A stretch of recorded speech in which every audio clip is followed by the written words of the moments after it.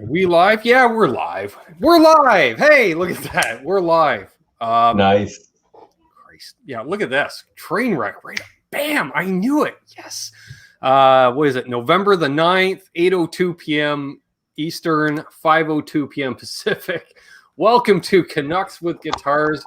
I'm your host, Ben, and we've got Bent Tom as my guest tonight. That way I don't need to play guitar. I'm somewhat in focus and wanted to give you guys a relief from this action and stuff and this and that. So let's see. I'm going to get right to it. Unlike last night, because it was a train wreck, if I left the chat more than a minute to fill in before doing roll call. So let's see. We have Sandra Pocony. We have Ryan X, Rising Havoc, Martin Lemaire, who I still don't know. Is he French Canadian? Like, is he from the Poutine province or is he OG Francophone? That's the question. Or is he just going to be like, I'm from like, and it's some French colony that we don't even think of. And you're like, oh, snap. Right. Touche, sir. Touche. It's like my friend my Canadian friend in grade school, Mark Thibault. And the first day I met him, I called him Mark Thibault. Right. We got Music Therapy Laz, our Hungarian homie, is here. We have them all talking to each other. All right, pre-gaming it. All right, I get it. And they did say, thanks again. Sandra ordered a shirt last night. Nice. I forgot to mention it. I don't know what was going on last night. I was on autopilot in many ways. I hope people liked it. Thanks again, Frank Rashad, for coming on. It was fun. That's great. You know, I didn't want to seem like I was slagging Line 6 too much or seeming like a fanboy too much because I think as they say, I swung both ways last night, Tom. No comment. Charles 75N. Who else we got in here? Wait, Jesus, you guys are talking a mile a minute. Okay, fair enough. Hey, there we are. Jose Benito Martinez Jr., who I believe is the newest owner of a nice drive, eh? Nice. Drive, eh? Let's see. Laz is drinking bourbon and whiskey. Well, bourbon is whiskey, Laz. Maybe he's drinking one that's listed on the bottle as bourbon and another one that's listed on the bottle as whiskey. He could have bourbon on the go and rye whiskey, double fisting her. And it's duct tape on both hands. Hell yeah. His wife, Ladany, did that for him. Yeah, right? Of course. So you got to finish both bottles, Laz. BC Rich 581. Good to see you, man. Terry Himes. Well, let's skip to the end. All right, here we go. Adam D. Terry Himes, Dana, New Jersey. Ben, you did challenge him a couple of times, but you're also a welcoming host. Thank you. Janice, lovely Janice. Craig Tomlinson. Keith H. Hobo Roadie. Kid Shred himself, Joe Hervey 84. What's up, Joe? Sup indeed. Cool Tunes Made Easy. You know who believable. Brody's Jam Caves in here. Thomas Santiago. I've given that more of a little salsa, rather than just, I don't know, something you'd hear in a Holiday Inn in 1978. Nice. Yeah. Like Murph and the Murph Tones. Yeah, there you go. The Holiday Inn. It's like a random Holiday Inn in Orange County somewhere, and it's like 103 outside. Yeah, and the average age inside is 103. Yeah, exactly. Nice one. I try. Big shout out to Sandra, working hard all the time. We appreciate it. Truth. There's absolute mayhem. Good to see you. Ben, don't miss this. Sandra asked, Ben, what is the strain of the day? Mayhem. We're almost out of the Cindy 99. Oh. Yeah, remember that was full a few weeks ago? I saw the pictures. Yeah. I still have some OG Kush. That's good. That's really good. Yeah, I think it's a shame you don't know anyone that would have any kind of knowledge or ability to obtain said product. I don't know. Especially that you're in a country where it's fully illegal. I mean, it's just that makes it even worse. Yeah. Oh wait, that's me. Oh yeah. Oh, hey, Sean Hurwitz, how you doing? And we have the backup, what's up, man? Which, as you can tell, has been in the freezer. Oh, nice. Yeah. Oh, Christina Smith. You know what? I'm gonna have a snort, as they say. Ryan X, welcome. Everyone should be checking out, if they haven't already, Sean Hurwitz's channel. He's been putting out some really cool. I'm going to call it in the vein of that. So you want to be a musician? Yes. Not even so you want to be a pro musician. So you want to be a musician, as opposed to just a guitar picker. Yeah. The thing I like about Sean's channel too is not only is Sean like a monster player and a great musician, he has his head screwed on for the business. And I don't mean like, oh, I don't want to deal with the music business. No, he does it and explains stuff in a way that it's like, you're not doing this stuff to become a music business person and stop playing. You're doing it so you don't get ripped off. Yeah. You know, and so you're prepared. And he talks about all kinds of stuff when he was talking about like how to prepare for big gigs and just little things that he was showing on stage with, you know, and he's played with the biggest artists. And then like my favorite was the video, I don't know if you saw, but he was on stage and he showed like a massive arena and what it's like not only you think about he goes, the guitar should be second nature at that point. Cause I got to think about, I don't want to walk out on the wing and fall over, you know? Right. So just a lot of really cool information. So you can do it for a living. It. Yeah. Awesome. William Silva. Who else did I see sneak in here? Hang on. Jay Steen. I thought I saw you know, the door was closing. He just did one of those little hip check deals and slid right on in. Mayhem just claims he's just a simple gardener, so I don't know. Oh, okay. Yeah, I heard he's really good at growing tomatoes. Yeah. I've seen the tomato patch. Specialty. Hey, Adam Finkel. Someone else sneaking in, local boy. I'll say local boy too, because you know he's local and he's half my age, so local boy. Nice. Charles 75N enjoys Sean's channel. Yes. So yeah, we both had lovely action-packed days. Tom here was working away, and so was I. Busy day. Damn. I don't know. It's been a long day. Auto repair. You were saying you were telling me off air you were working on your car a little bit. How did that go? Well, you know, between the sledgehammer and the blowtorch, it went well. Yeah. So yeah, and it was not only just hitting it with the sledge, but like prying on it too to hold that much force to begin with, just to knock it loose. So yeah, we use a lot of salt in the winter, you know, so it gets right in there real good. That'll do it. Get that hub off. Yeah. Oh, hey, Ryan X. Of course, you know, karma being what it is. That was the other thing. I lost my remote for my phone. So then I thought, well, I'll use the backup one that I unboxed a couple of weeks ago. You think I could find that one either? No. Texted my sister, hey, when you were over here and I gave you that tripod, did I give you a remote as well? She's like, sure did, bro. Dang it.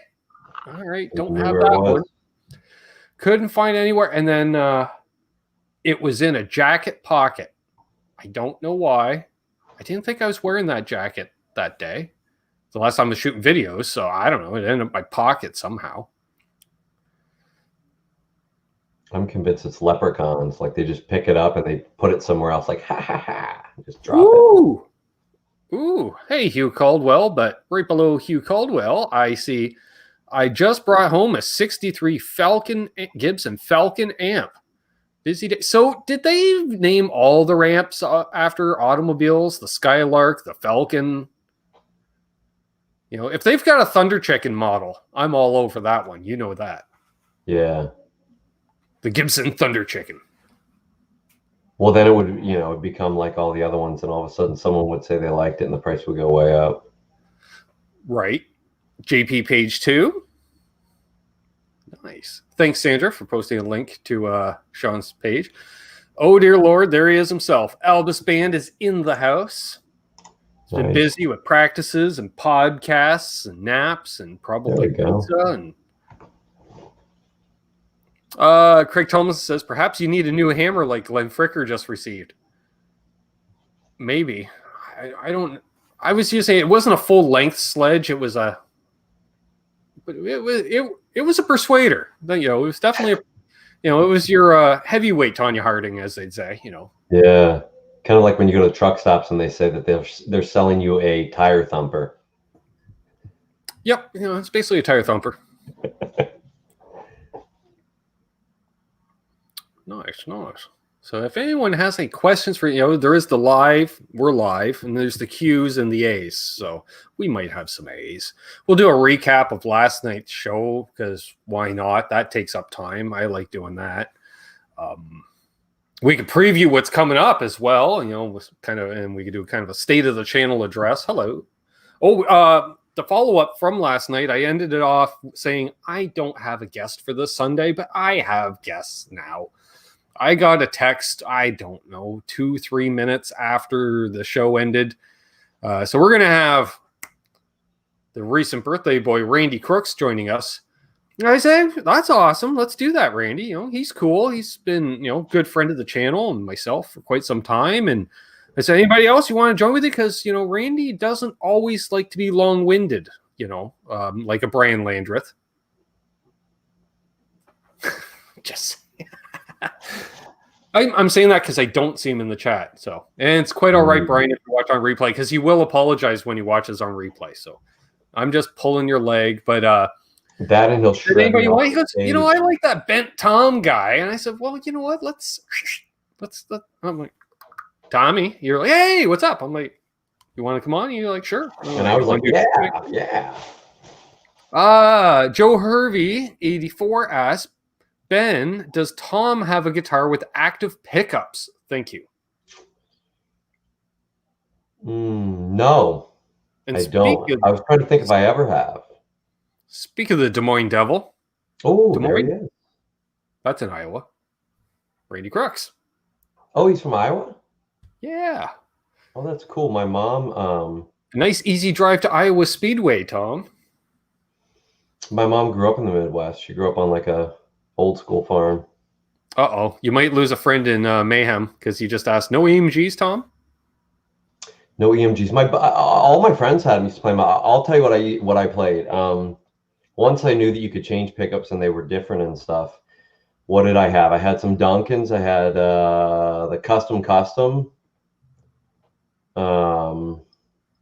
I've had a JB. I've had a DiMarzio PAF Pro. I've had a Seymour Duncan 59. I've had the EVH, which was the evenly voiced harmonics.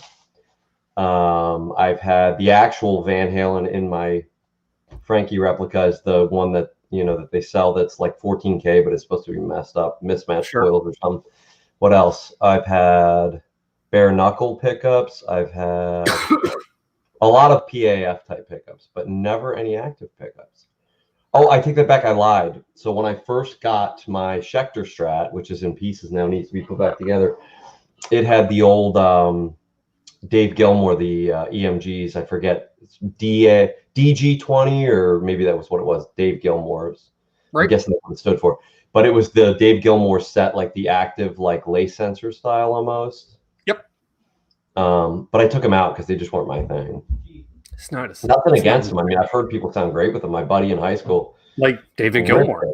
Yeah, and he played a 85 or an 89 like till he died. Like that was his sound. But I don't know. What's up, Mars Man? Never really tried comments and questions even. Comment from Terry Himes. He says, I see someone's been watching Vice Grip Garage. Yep, binge watching. Yeah, that's the I don't knows. But, well, Terry Himes, you're really going to like, I will just throw it out there, you're really going to like tomorrow's demo. That's all I'm going to say. I told Mayhem about it, a little Easter egg in it, and he just about peed himself, I think, on the other end of the phone. So Ben, do you get the reference, or at least I think it's a reference? Craig Tomlinson wrote Iowegians. Now, it might be just a term for Iowa, but if it's what I believe it is, my mother's side of the family were all Norwegian, and they came from two small towns in Norway and went directly to the same towns in Iowa where she had lived. Well, it could be a combination thereof. You move from there to there, and they're like, what do we call ourselves? And they're like, hey, I have a name. It could be that, or maybe it's just people from Iowa, but I'm hoping it's that. I saw it and it triggered my... So Adam Finkel asked, Ben, you see the new Vox Valvenergy. Man, that's a word. Valvenergy pedals release. Pedals, really? Just watch a demo. Sounds good. See, I said, oh, really? Apparently not. So I guess I'll have to. The good folks at Vox. Okay. Nice. John ZD351 is here. Awesome. Let's see. Oh, and I do have an announcement to make. I haven't put it in the linkage down there yet, but well, Tom likes this company. I know he does because he likes the products that they carry. You know, when you're looking for that hard to find, kind of weird, oddball, new pedals and stuff, or possibly even guitars. Emery at 10 Solo Music reached out, and we will be having an affiliate link down below for 10 Solo Music. So check them out. We were talking. We don't think there's really going to be any conflict with my preferred American retailer, Flipside Music, because they don't really carry a lot of the same, maybe some of the same pedals, but even then, Emery's bringing in some really, well, you know, like the Argentinian one that you love and such. And, oh, yeah, Savadias. Yeah. You know, and he's been supplying RJ with some really cool kit for us to check out on Saturday morning. So yeah, he had some really cool stuff. You know, he's like, I dig what you do. I'm like, I dig what you got going on. And so we figured, let's do something together. And sounds good. Now, I do say, you know, I think it is a minimum order with them of $50. So yeah, if you buy strings off them, it don't do me any good. But you know what? It does him good, and that's fine. That's fine, but you should order those from Flipside anyways. That'll get me upwards of 4 cents. That'll pay. I don't know what that'll pay for, but I don't know. Yeah, I don't know what would 4 cents. So we don't even have pennies in Canada anymore, so it automatically get rounded up. 4 cents is like the tax on a lollipop. Yeah. Just the tax, though. Just the tax, not the lollipop. Exactly.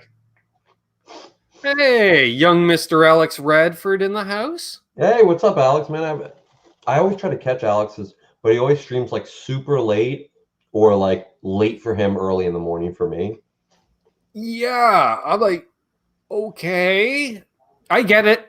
Because every time I see him ending a long live stream as I'm having morning coffee, I think of my birthday where I'm hammered talking to Henning, who's having his morning coffee. And I'm like, great. Time zones in the world and such. That's crazy. Let's see. Craig Thomas says, might be able to get a new hammer. There we are. Nice. Sandra's putting up all the sponsors. That's nice. She's put all the links. It's awesome. We got to open the borders first. Exactly. That's when I'm coming. As soon as I have a day off and the border opens, because you know, I was hoping, you know, the Monday shows we don't quite get the viewership, but I was hoping, you know, with clarity and such, we'd hit 50 people. We got 49 in the chat, and so. I don't know if you guys have watched that series where I refinished a guitar recently, and to quote Vice Grip Garage, I did it the right way, right? And I mentioned, I don't know, I was rambling through that long video where I was putting parts and soldering and burning and cursing possibly. So I put it out, possibility of bringing in a co-host Monday nights. So Tom, want to be an honorary Canuck and co-host Canucks with Guitars? At least until I get some damn bandwidth. Oh, I would love to, man. Let's put it out to the chat, because really, you know. Let's put it out to the chat and see if I'm worthy of it. Like a 1 and I'm not going to be offended. If you think it's better with just Ben, just put a 0 in the chat and we'll see what they think. A 1 or a 0. Majority rules. Oh, we're down to 40. Well, you know what? We got 47, and I'm going to say at least 7 of them are lurkers. If we can get at least 20 yays out there. More people share this, the more views you will get. Come on, chat, tweet it, pin it, Facebook it, get it out there. Thanks. Thank you. Sean Hurwitz says, congrats, Tom. So he's obviously, okay. We got Radford coming in with a 1, Hurwitz with a 1. Hey, Laz. Jersey, nice. Well, Tom for president. All right, well, we don't need to go that far. He reminds me of Richie, so a 1. Nice. That's a good one. Half Ace is lurking. Chris Post is a 1. Hey, Chris. The Good to see Joe you, man. Murphy wrote. One pocket. Like How that. could you not? What? Oh, thank you, sir. That's very nice of I you. think my sister's in shock. Aaron, Hey, sis, by the way. right back at you, your sexy ass. What about guitar playing? Well, see, I can still do so. I was thinking I could still do that and just do some live jams other times and such. But also, the hand was good. It was good until I was swinging the sledgehammer around, and I was noodling around a bit before you came on, and it hurts when I play. Like, I'll still play, but I've been playing in pain now for damn near 2 months, it seems. Yeah, that's not good to push. Like to push it when it hurts already, you know. But if you ever want to play and I'm sitting here, I'll just get a front row seat. I'm down with that. We're sitting here going. Well, you know what? I haven't seen a single zero out there. Well, that's cool. I lost count.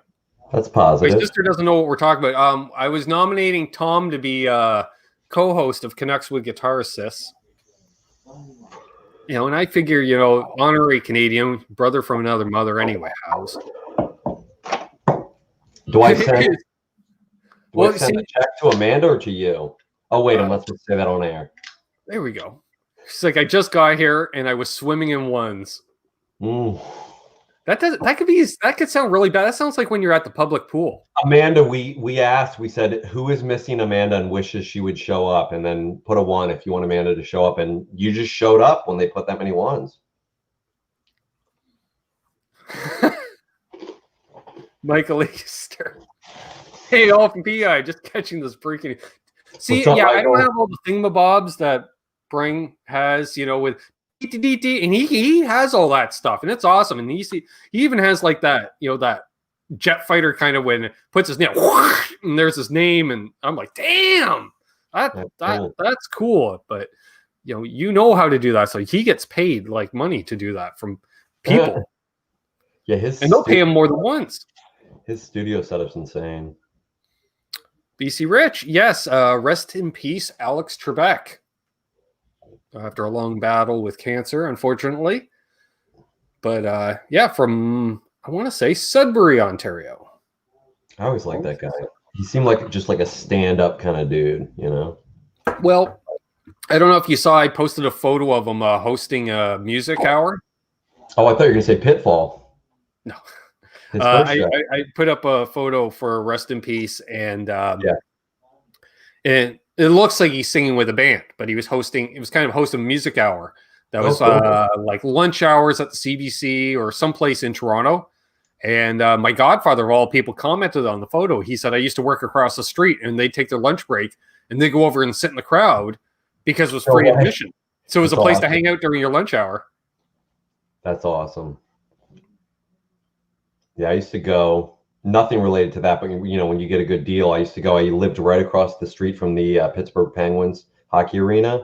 And I was also a student in town. So I think it was either $7 or $10 for like a club box seat any Wednesday, because they could never sell those club box seats out for the Penguins on Wednesdays. So every Wednesday for the better part of 3 years or so that I was there, I would go see the Penguins play right up at the glass, you know, for cheap. I remember I went to, I was living in Windsor, Ontario, right across the river from Detroit. And at that time, they had one of the oldest OHL, Ontario Hockey League arenas. And this is junior hockey, so age 16 to 19-year-olds. Basically drafted into the NHL from there. And so when Spitfires playing, we're like, yeah, let's go. You know, so we just walk up to the box office that day, and it's an old barn. It holds, and it looks like a barn. Like when we used the term like, as arenas as barns, it looked like an old barn. And we got front row seats, basically right on one of the hash mark lines in one end, front row. And I was like, wow, this seems rather odd. And so we get there at game time, we roll in, and we're sitting on metal folding chairs, like they had created a new front row. My knees are touching the boards, like just enough room for the chair to be back against cement for the next aisle up or whatever. Knees against the boards, and the plexiglass didn't quite reach my hairline. So It was fun. I really hate dump and chase hockey where you just dump the puck in and go after, because they fired along the board, and I felt it a couple of times. Damn, okay. Or let alone when they come in and check somebody in the corner. So you just, okay, lean back kind of sideways and let the game come to you. In a way. Yeah. They used to call those, I got way into hockey, I guess, more so than a lot of Americans probably do in general, just because my brother and all of my friends played ice hockey. Like all of them did. I was like the only one that was into music that didn't play ice hockey, and a lot of them did both, you know? All right, now, rule number one, Tom, be a Canuck. It's not ice hockey. It's just hockey. That's right. It is. It's just hockey. It's like there's water skiing. Yeah. And skiing. It's not snow skiing. It's skiing. It's kind of like football and soccer. You know, if it's going to be not called soccer, it should be called American football, not, you know. American rules football. Yeah, that's one acceptable too. Yeah, right. But I remember like Aussie rules football. When I first went to England, you know, the short period of time I lived there, I remember running into people. I'm like, oh yeah, I was watching this football game. They're like, no, you weren't watching football. You were watching American football. Oh, okay, yeah. Yeah. Let's see here. Hobo Rody says I should try playing guitar on my lap. Jeff Healy style might be easier. Not really. No, it's the index finger. Like, it's weird. It's ice hockey. Lol. I like that. Jay Steen played hockey. Of course he did. He's a Michigan boy. Absolute America ball. Let's see here.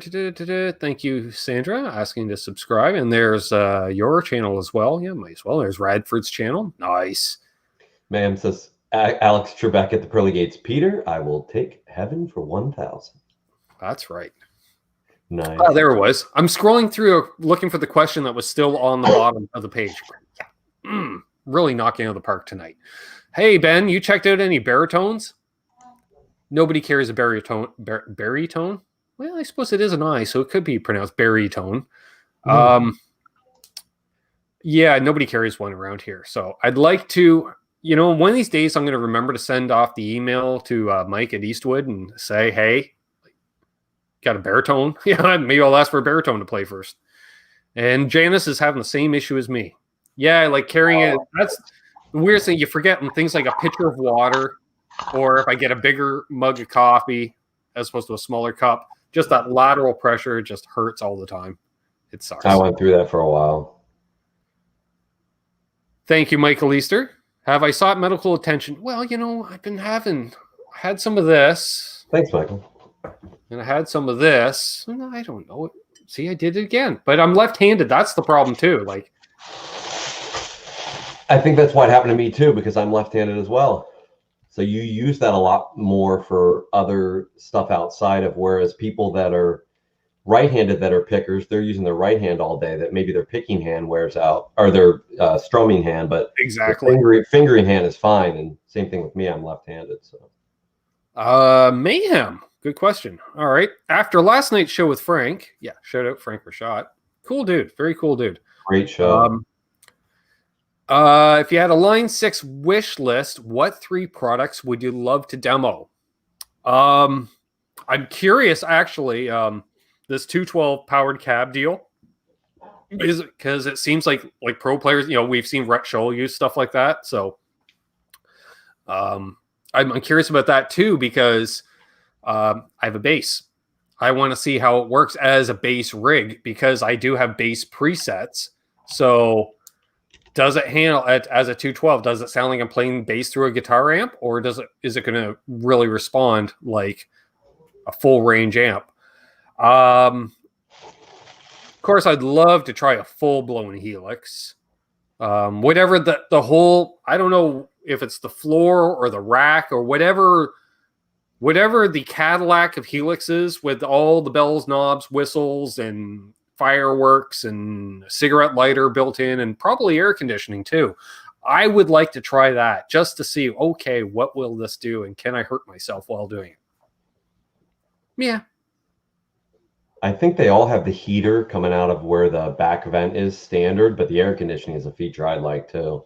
You never know, right? Like and I want it not only to cool the system, but like, you know, you're on stage, the lights are hot, you go back, and it's just a little poof of You icy know what coolness. I'm thinking they put a little like opening in it. It connects to that with a pretty wide tube, and it comes up, and you run that almost like a like you would like you know, right along the mic stand, and it just So it blows. looks like a talk box. Like, Exactly. dude's got a talk box. I can't wait. Which reminds me, I always want to do that. And now that we don't have gigs anymore, I always want to take a piece of surgical tubing just to run up the mic, just to leave it there for the 2 or 3 people. We're staying here tonight. Dude's got a talk box, and, you know, and their girlfriends are like, the band is terrible. They don't play anything we can dance to. It's just deep album cuts and long guitar solos, and the guys are just staring at their feet the whole time. Like, I'm not enjoying. He's got a talk box, and we're not leaving. And then you don't use it. I was at like an outdoor festival once, and I went by this stage, and I saw this guy had like an old Strat on a stand, an old Les Paul on a stand, a 50-watt Marshall, and a Echoplex on top of the Marshall with just like one little, I don't know if it was a tube screamer, some little boost pedal on the floor, and that was it. And I was like, oh no, we're staying. I saw his rig. We're staying. Like, that they were awesome. You know, one of the few times I'll ever give praise to my ex was we were at a music festival, and I wanted to book it, and she's like, no, let's stay, because Ken Tizard from he played bass for the band Thornley, which is Ian Thornley's other band after Big Wreck broke up. Yeah, they did break up for a while and then reformed, as you guys, the rest of the world know him. He played in Thornley. The Watchman was his biggest success, playing bass with them as well, but he was fronting his own band. And I'm like, no, I don't like, they were alt, like, but not cool alt 90s stuff. I didn't care for them at all. Yeah. And so I'm backstage, and his band's backstage, and we're doing a thing. And well, yeah, I was hanging with her and Larry, who became my bass player later on. We're backstage doing our thing, and, you know, and they're kind of doing the same thing, and they needed a light, so that's cool. And I'm like, all right, well, let's check out, sound check at least. And he pulls out a pedal steel guitar and a pedal board, and I'm like, oh. And he starts playing a gospel song, I Saw the Light. Okay. I know. Yep. Just straight gospel song, but throw a tube screamer into it and a phase 90 post gain for the extra wash. And I'm just like, oh, we are staying, because this is gonna. And I'm like, what is this? You know, and yeah, I haven't really heard anything before or since that was quite like them. Ben, I just want to point out something very important here. 32 minutes in, if you look at Fruitcake Tony's comment, Ben, Tom, nice chair there, Tom. So it took 32 minutes. Nice. Ben hello, was asking, Fruitcake Tony. Ben was asking off the air how long it would take before someone commented on the chair. Although, did someone say something earlier? I don't want to. If someone might have said something earlier and I didn't. Hey, apparently Sean has a talk box too, because he says he used mine so many times. Either that, or he just carries a piece of surgical tubing around with him. Next time you have Sean on, it just has to be like stories from the road and like the coolest gear he has, because I know he has stories. I mean, whichever ones he can actually tell. And then also I know, because I've watched his videos and I've seen like what he has in his Martin Lemaire from Parts Unknown, although we think he leans French. Nice. He really called it, so I think. Hey, Terry Triple G. That's one you got to book soon. You got to make sure you book that to get Sean back soon, because that was such a great one. Yes, I should do that. Hobo Roadie, I have a couple heel talk boxes, but I built a big one that goes an octave lower. Oh, no. Okay, Sean confirms he does not have a talk box, so now Tom's like, I don't know. Do we really want to have him back on if he doesn't own a talk box? Hey, he could plug, I think, into a 1/4-inch input in a stereo and sound good. So yes, definitely back. And if anybody wants to, and had we had a YouTube channel at the time, we would have made a video on it. But those little battery powered Marshalls? Take one of those, okay? And for those who don't know, the preamp circuit is the same as a JCM in one of those. Okay, so you can get a lot of gain. It just sounds like ass because it's a little headphone speaker. But what you do is then you go into the kitchen and you steal the funnel, the 4-inch funnel. Maybe have one that you use for topping up the oil in the car. Hey, there you go. You know, go. Don't steal theirs. Use one of yours. Grab that, clean it off. Brake cleaner works real well. Evaporates fast. Place that funnel right on top of that. Duct tape it, but don't duct tape over the knobs because you're going to need them later. So duct tape it, seal it all up. Surgical tubing right on there. Run that up to a microphone, plug your guitar into a little amp, crank the bejesus out of it, and you got a talk box. That's cool. I never knew that. It works really well for, especially for recording purposes. I don't know if it'd work live really. Plus, although it would look hilarious, especially if you use the belt clip. You just got this tube thing and coming off there, and it looks like, I don't know, like one of those packs if you don't have a bladder anymore, maybe, and he's got a tube and people That's a good one. Right. Instead of taping it to the mic, you put it on your hip and then you tape it on the outside of your shirt to yourself. Okay, he doesn't have the nylon tubing, does have a talk box. All right, you're back on. Any stories from the road, eh, Tom? I resemble Emperor Palpatine a little bit. I'm going to take that as a compliment, I hope. Michael Easter with the comment. Touche. Perfect comment. Yes. Mickey Settlemeyer has a talk box. Nice. Sean said stories from the road, eh? Yeah, definitely. The Stomp has a kind of a talk box. It's more of an envelope filter / talk box. I don't talk filter. The Marshall colostomy bags. Yes, that's it exactly. Craig Tomlin, you got to highlight that one, Craig Tomlinson. You nailed it. Yep. Oh yeah, This show is going to be perfect. Yes, there's got to be a market for it. Yep. Well, especially as guitar players get older. Mm-hmm. Ooh. Uneffing believable said there. Yeah. All right. Where's Lawrence? Lawrence. Sometimes it works when we discuss him. But time change. Oh, that's right. Well, it just means. Oh, Les is a keyboard with a vocoder on it. That's cool. Yeah, that counts. Just different instrument. It's like I want to get a vocoder too. I got into some. I don't know. It was like doom metal. It was more stoner metal. Who we can. Mm-hmm. And the dude just used the vocoder for vocals. I love the little keyboards that it's like a tube. You breathe through it. It's the reeds are like breath powered. I always thought those were cool. I just gave my sister a reed powered organ. Nice. Those are just I have a couple of them here. I still have one I got to give to Rex. Michael Easter says EVH brand medical gear, whole new market that even Kiss hasn't tapped yet. Gene's like, I heard that. I don't know. Do coffins count as medical gear? I guess it depends how broad the spectrum is. Like I'm sure mortuary accessories fall somewhere into medical at some point. Yeah, the transformation has begun. Dan in New Jersey goes, did anyone hear that A from Tom? Yeah, eh?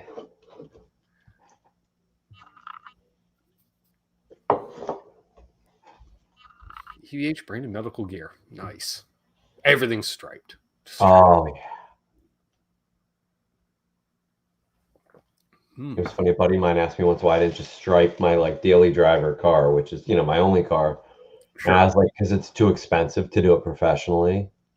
That's the only reason why I haven't. I'm not going to do a shoddy job myself, but if it was cheap to do it professionally, it would have already been done. Former guest on the channel here did an episode of Canucks with Guitars. Former neighbor of my sister's and good friend of mine, shared the stage with multiple times. Pete in Canada, Pete Goyer. His wife was on him, said, you got to paint that boat. It's basically like a bass boat, but not all, where they pancake those things. Like they hadn't put it in a steamroller yet. So, it's just a boat. Whatever. It's a boat. He striped that bad boy. That's bow awesome. to stern. That's awesome. Because that's something that, especially if you do it in those 3 colors, Well, and he did it. You're either gonna have no idea what it is, or you're gonna know exactly what it is. Right, and it looked, it looked good. Obviously, it's not perfect or anything, as far as the pattern, but it looked plausible enough that he figured he had just as an easy time of selling it, if not an easier time after that.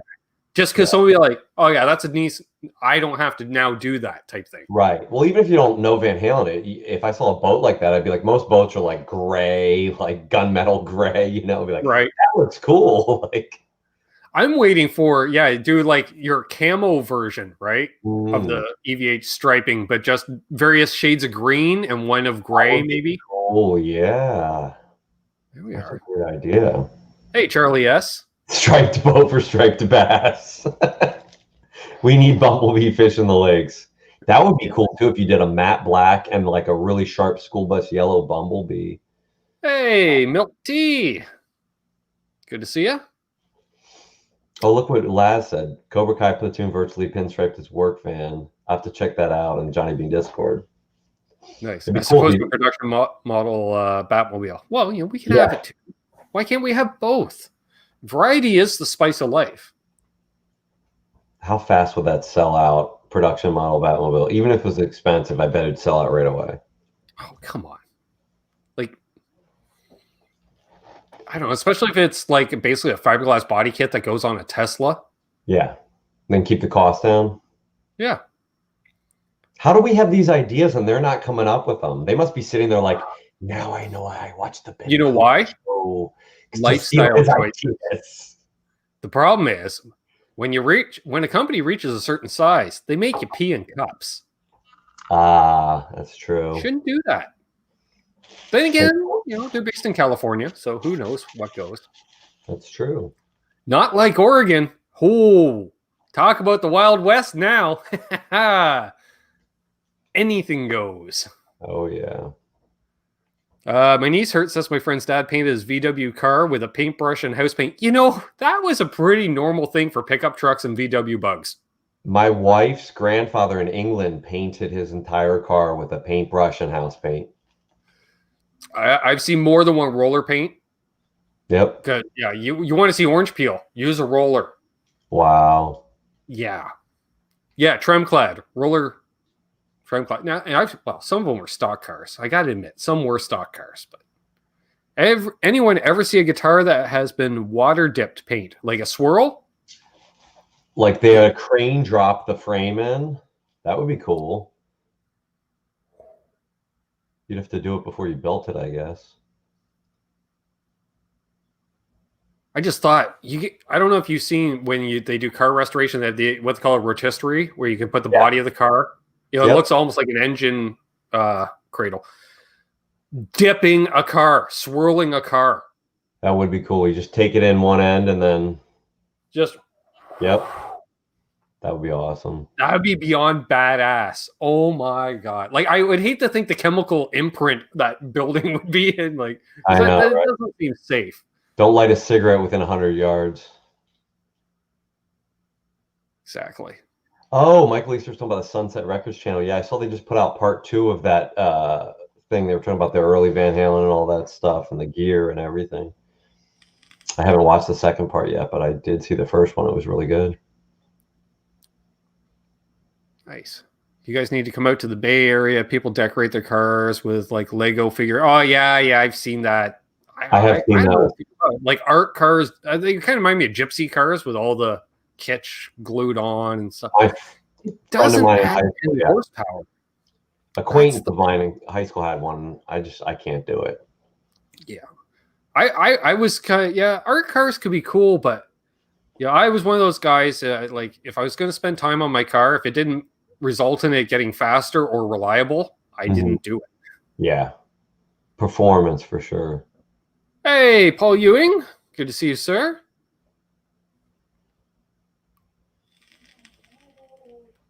Paul Lou. All the Pauls are just showing up. It's like, I don't know, is there a waiting room to tonight's show, Tom? They're like calling all P's. The P's, anyone starting with P? Paul Ewing, Paul Lou, you're up. Yep. You got a couple pieces? No, Michael Eastern Musical Therapy Labs, they're already in. We already went through the M's. We're on the P's right now. Thank you. Yep. Well, why is she in? It says Sandra. She's an S. She's a moderator. That's why. Please get back in line.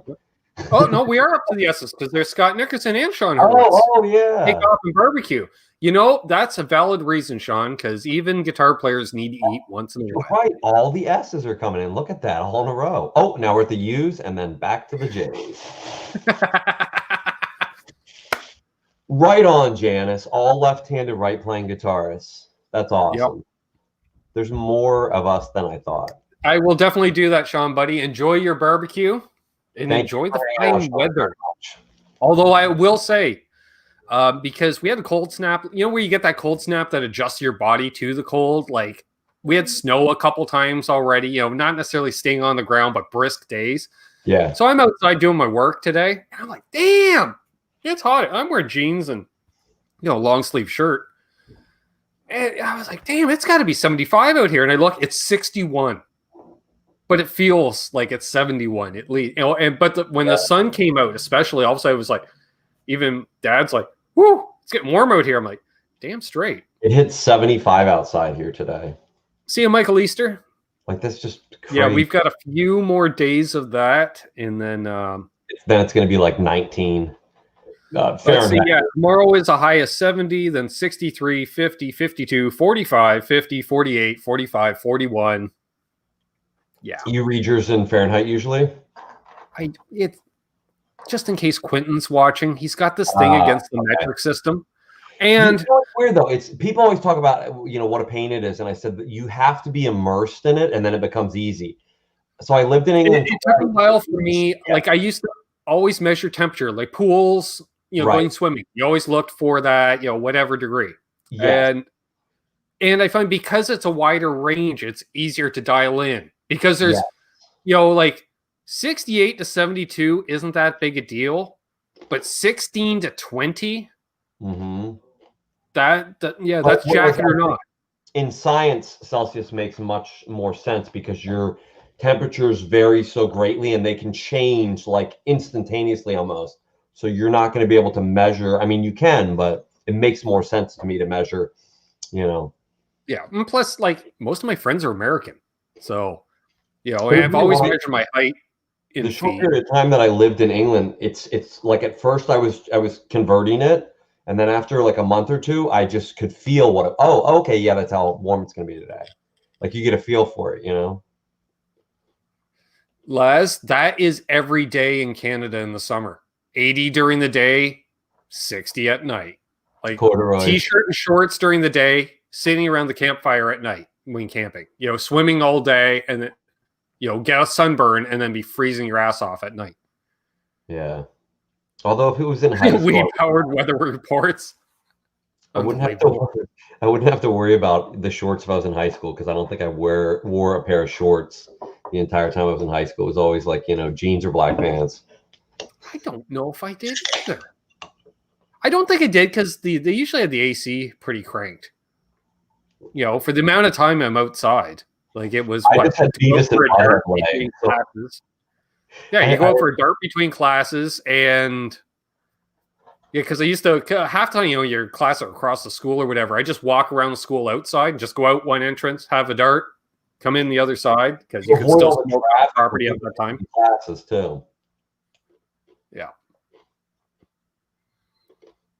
My knees hurt, has freezing toes. That's put on some socks. Nice warm socks. Hey Laz, and anyone out there, how's all the smoke and everything from the fires? Any better? Yeah, good question. Because we're going to talk about anything but guitars tonight. Oh, guitars. Oh, yeah. I guess. We did. You know. Thanks again, Frank, for coming on. That was really cool. I'm looking forward to checking out some stuff. And what a nice guy, stand-up guy. And it sounds like I have plans the next time I'm in California. I know. He was like, "No, you're coming." That was cool. Yeah. At first, you know, to compare it, I don't know. You know, a scaled down version. It was kind of like a couple weeks ago when we were watching Pete Thorne with Peter Frampton. How Frampton was. You could tell Frampton was a fan of Pete Thorne's. Yeah. And he was the way, and I was getting that too. And then, yeah.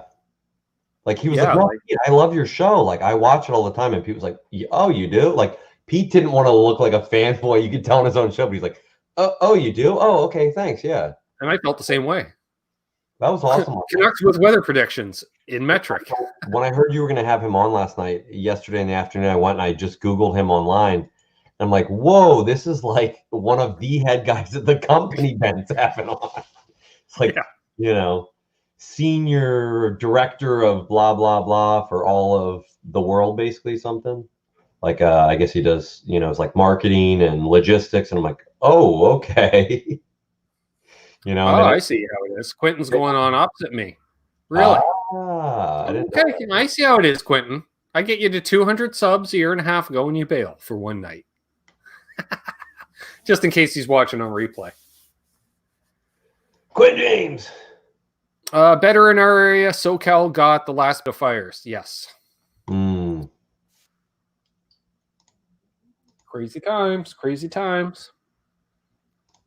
I don't know. What else is going on? You know what? I'm going to have some moonshine because why not? Sounds good. I'm going to... I didn't have it last night. And I got a few super chats last night, so I'm just catching up. Janice was watching Q and then bailed on him when I started. That's nice of you, Janice. I just realized how I read that. It's kind of slagging Quentin. I don't mean to slag Pops. Consider he had a blowout in his tone sock today and tagged both of us in it. I'm just waiting for another trip to Ghetto Kroger. Radford says it's been freezing cold. It snowed for a little bit by me yesterday. Damn. Oh, wow. Cool Tunes Made Easy says I wear shorts in January. My last drummer, Shane, wore shorts year-round. To the point where, like, it was 0 Fahrenheit, and he was wearing shorts. Whoa. Yeah. Not for long outside, but, yeah.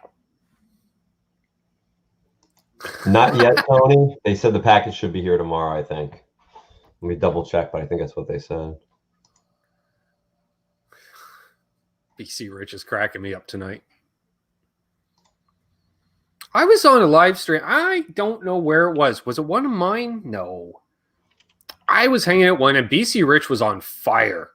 He was like, and it wasn't even directed for. It was just like these one lines. Like he was making Crowbar look like a bad open micer. Like he was on fire. I'm just wow, that's cool. Paul Lou wears shorts all year. Are you in an area of the world you can? I can't. I barely wore shorts this year. I barely went out anywhere this year. I only, like we have AC inside, and I'm subterranean already, so I'm cold most of the time. I'm wearing jeans year round. I just noticed in the background that my guitar, which is like a greenish shade somewhere down here, I can't point the finger, is picking up the same pattern from the chair. Nice. Well,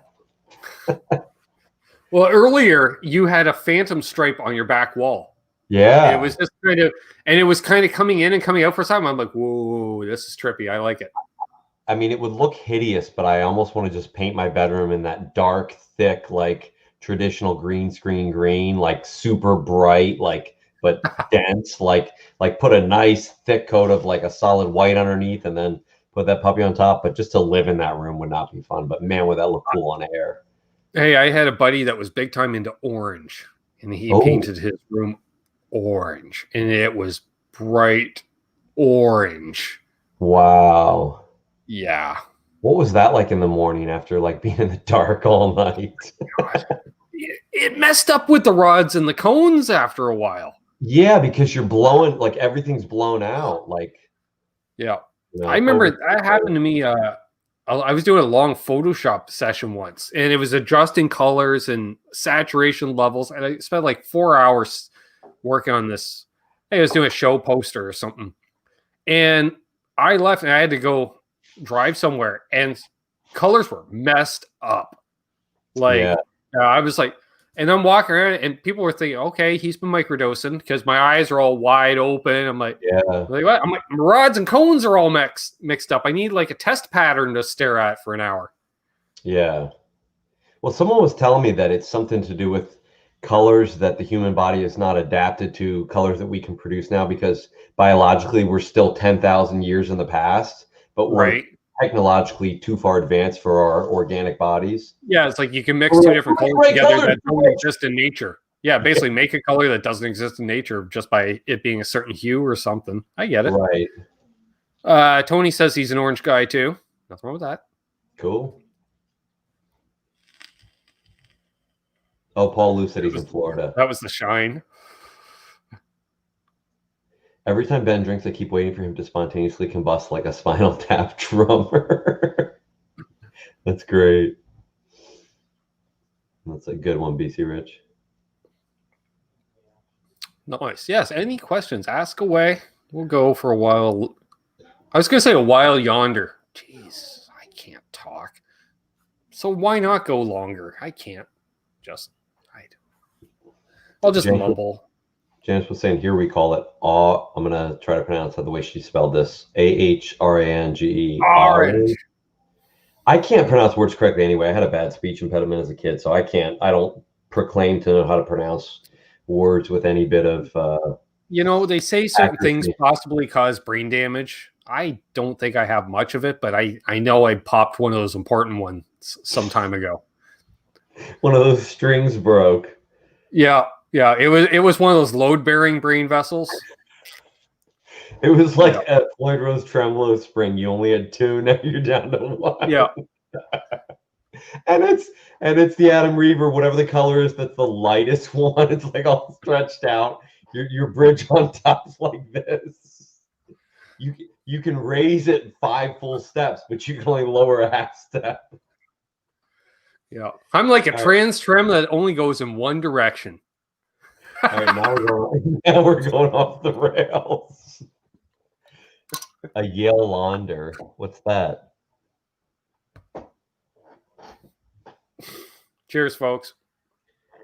Is that a Canadian thing, or am I just not aware of it? Your sister said a Yale launder. I gotta look. Or is it a play on words? Is it a onomatopoeia? I have no idea. A Yale launder. Or was it maybe a misspelling? She using voice to text, and she's been into the good stuff as well. Oh, that sounds good. Well, I'll give her a pass then. Yeah, well. Yale launder. That's maybe she's reading in closed captioning. Like when RJ tried that, and he came up with what, RJ Margarino or something. Yeah, Margarino. Enjoying your videos these couple of days. Yeah, Janice, I saw some of those the FU Tone videos as well. I enjoyed a while longer. See, I can't even say it. Jeez, see? A while longer. A Yale launder.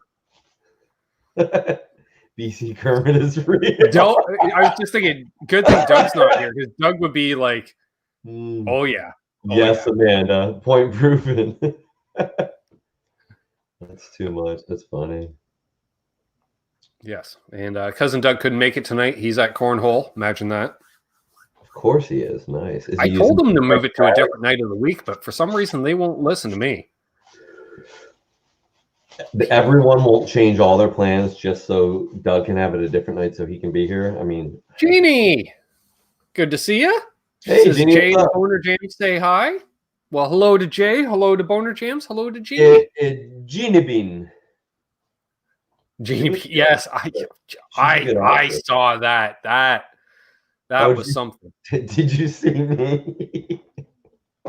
You sent me a link to that video. I said you want dude. Actually, you didn't see me. You saw Mama Mancuda. Well, that's unlisted on my funny site. Because based on the comments of somebody in that video that Mama Mancuda was referring to somebody, I swear that you were sitting next to me at dinner with Laz and everybody else, because Amanda and me were talking about it, and I was just like, wow. Yeah, I know which question you're talking about. Right. So you met B. Rad Miller. Johnny B number 2, yeah. Genie Bean. I want to see at least one episode of your sister and Jeannie doing, doing Jay and Johnny Bean. That would be so great. Oh, he is here. We gotta I got a solo for a second here. The giant, massive erection that he is. Stoner Jam.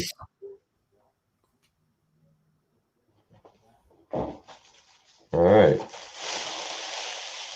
Woo.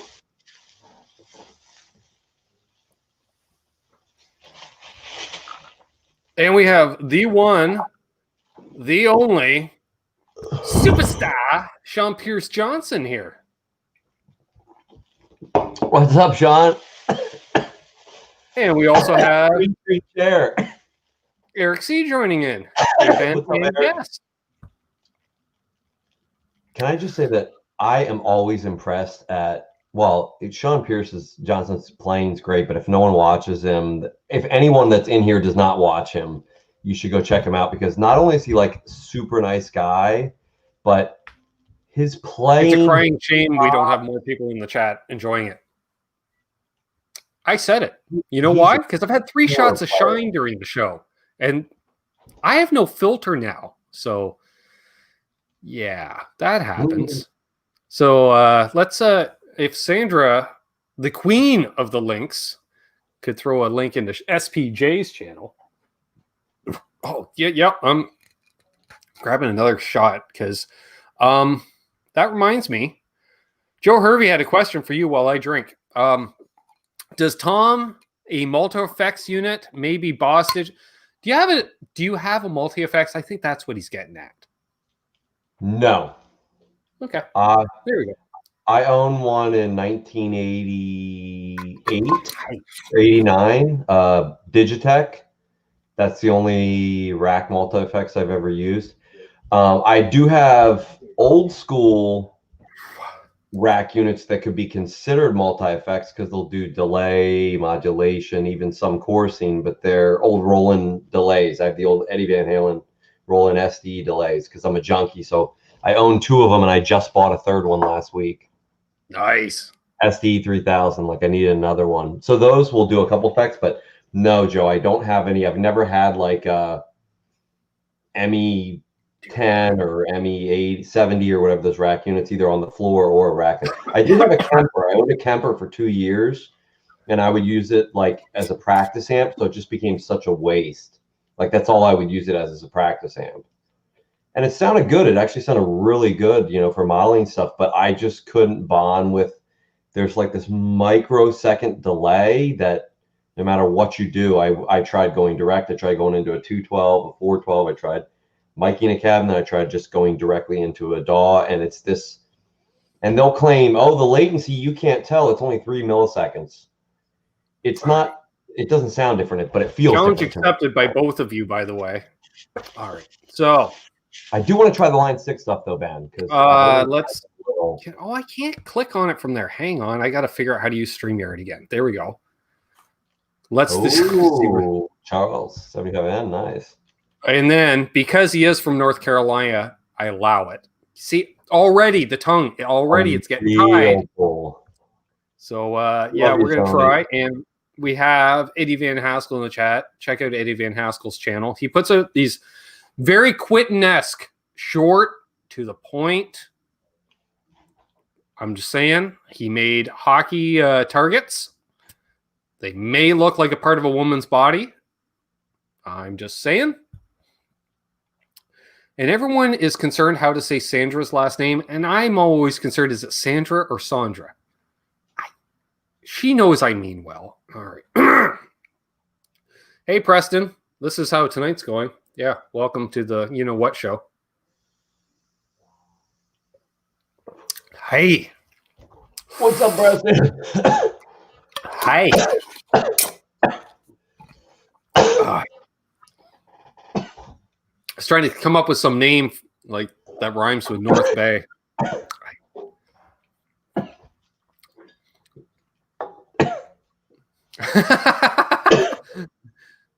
Okay, that helps. Well, then Tony, yeah, that's good. I read that. And then Tony Below did it more of a phonetic spelling. Yeah, so Although, I would think Sandra, like sauna. I read that like sauna. I would almost read Tony says Saundra, Yeah. but I get the Sandra. And then Sandra puts up, of course. That's thanks. I wouldn't expect anything less from her. That's awesome. her busting my balls, and thank you. I like it. Yeah. Ben, that's enough shine to poison a small country. Well, what was the line from the Blues Brothers? It's okay. We're musicians. That's a great line. Now your sister said like Sandra. Yeah. You know what? It doesn't matter because we know I have no memory bank thing. Like, Tom, do you know how many times those stores, when I go into those stores, the kind clerks at the store, they tell me all the features. Did I mention the rolled fretboard edges of the new Pro 2? No, that was the first thing. They said, you have to talk. They've done the rolled fretboard. I was like, holy crap, this was almost Friedman-esque. The edges of the fretboard. Which one is Do I remember to put it in the video? Hell no. Which model has the rolled edges now? The new Pro 2. They should have done that. Like, I learned when I was like 13 years old that if you take a giant like honking screwdriver, the size you use like on an electrical panel, you take one of those, obviously have all the strings off, and just sit there and just put pressure and kind of go on the edges. Because I always thought people were sanding them down. And this old guy that used to work on guitars where I grew up, it's like, no, you have to compress the wood down. So he's like, stand there and he's like, don't put a lot of pressure because you'll mess it up. But he's like, just a little pressure while you're sitting there watching TV or whatever. And I would roll the edges on all my guitars for like the 90s or late 80s. I've used two things. I've used a coin. Yeah. I believe a nickel. Because the nickel fits under the thumb pad really nice. And you just kind of just give it a little swirl and all different angles, which I believe I'm going to attribute to JJ telling me. I don't know why, but let's just go with that because we got to trust the instincts in here sometimes. Like there's a little smoke signal going off in there. No pun intended. Just tell me, I think JJ told me. And I've also used a socket, a deep socket. Okay. Yeah. Or slide. Slide would be good, especially like a metal bar slide, like a lap steel slide would be great. Well, or a metal slide. I like a metal slide because it's thin, so you're not having all that weight. So you can just kind of, 20 years of playing roll the edge of my old neck. Well, there's that too, Preston, but that guitar is now on my really old, my oldest Strat. I mean, that's it's been done naturally, and I agree with Preston in that when it's done naturally like that, it feels amazing because you're not sanding it off or wearing it off in anywhere. You're just literally just going smaller and smaller over time, Yep. Beer bottle could work, especially the neck of a beer bottle. I'm seeing various quotes from Blues Brothers, which I love. And, if you haven't heard it before, the two best music documentaries to ever watch is The Blues Brothers and Spinal Tap. And you're going, but Ben, one's a mockumentary and one's just a full-blown motion picture. Ha! There is so much truth in both of those movies. They are, in fact, documentaries, in my opinion. Yeah. I didn't realize that was Spinal Tap the first time I watched as let's say a 10-year-old watching Spinal Tap for the first time. But when you have your gigging musician dad who never really laughs at movies, he'll laugh at one or two scenes during the movie, and he's on the couch crying from laughing. And it's something that's not even central to a scene, but it could be something in the background. Doesn't matter what it is. It's just, he's just like, yep. So true. Yep. Nice, Preston. His kids bought him Spinal Tap. I love it. I use a glass eye for a slide. I call it Cyclops. Nice. Only Eddie Van Haskell. And back to guitar-related topics. Charles 75N, I agree. All right. Music docs. That's guitar-related. Let's see here. Yeah, with Elwood and the girl. Yes, Laz, for sure. Is your shine a little hot? Yeah, it's not bad, Milt. It's about 110. I was gonna say we have a gas station right here. You're drinking gasoline. It's higher octane than you can get at the pump. Unbelievable got caught. Well, we can say his name. We got super chats. Unfucking believable says I once got caught in a bean pod. Okay. Michael Kraus. Hello, sir. Spinal Tap was amazing because so many of the scenes were based on actual incidents. Exactly. Paul Schaefer was great in that. He played that sleazy. Yeah. Because they're out there. And how do you avoid people like sleazy Paul Schaefer's? You watch Sean Hurwitz's channel. Have you been duped by a sleaze in a satin jacket? Sure you have. Did you see Steve I put out the video of him wearing his Halloween costume today? No, I didn't see that. He was a Captain Hook in like a velour red jacket, and he had a hook on his right hand, and he was tapping, using the tremolo, using the whammy bar, tapping and doing tap slides with the hook. Of course he was. Apparently it was for something he sent to Devin Townsend for Halloween, but nice. I don't know if I'm chugging a can of phlegm, Eddie Van Haskell says. No, that was the other stuff going in my throat causing me to cough. I have what are known as baby lungs.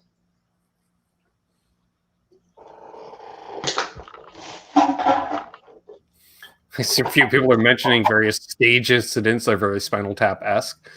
Nice. Let's see. Keith H says, hey guys, I need to send you a thank you package to someone in Canada. What do we have here in US you don't have like there, like candy bars, etc.?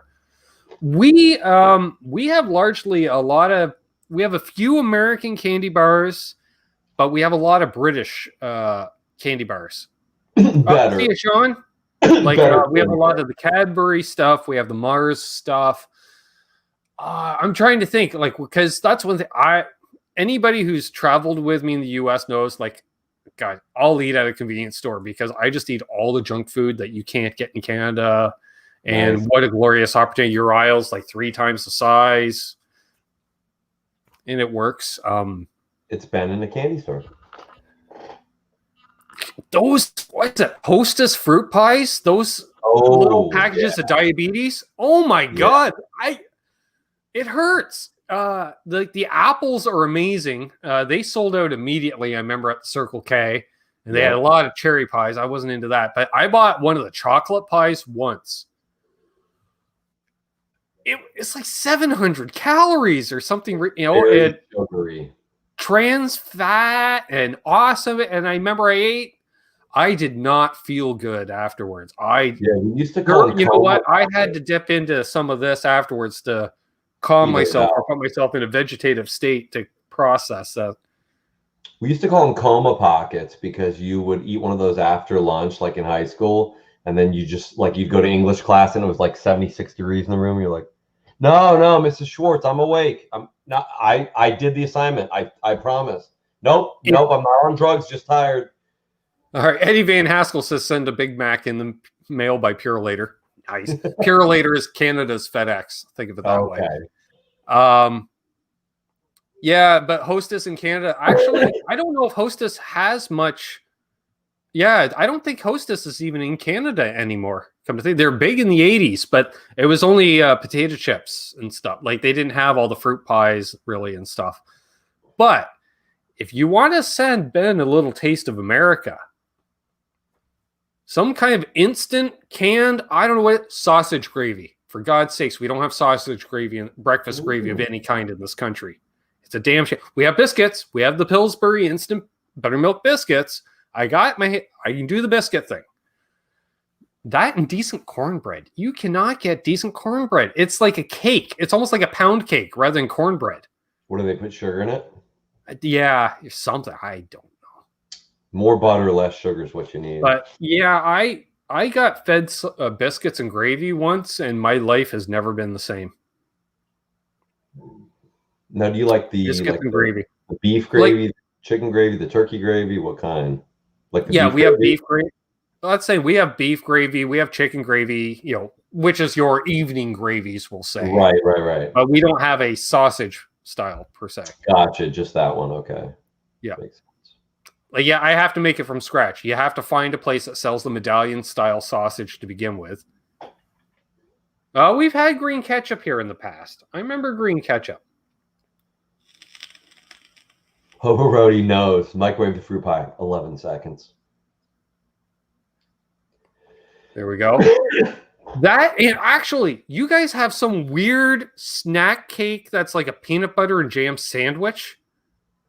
Oh, the pre-made ones. Uncrusted. Yeah. They take like really super bleached bread.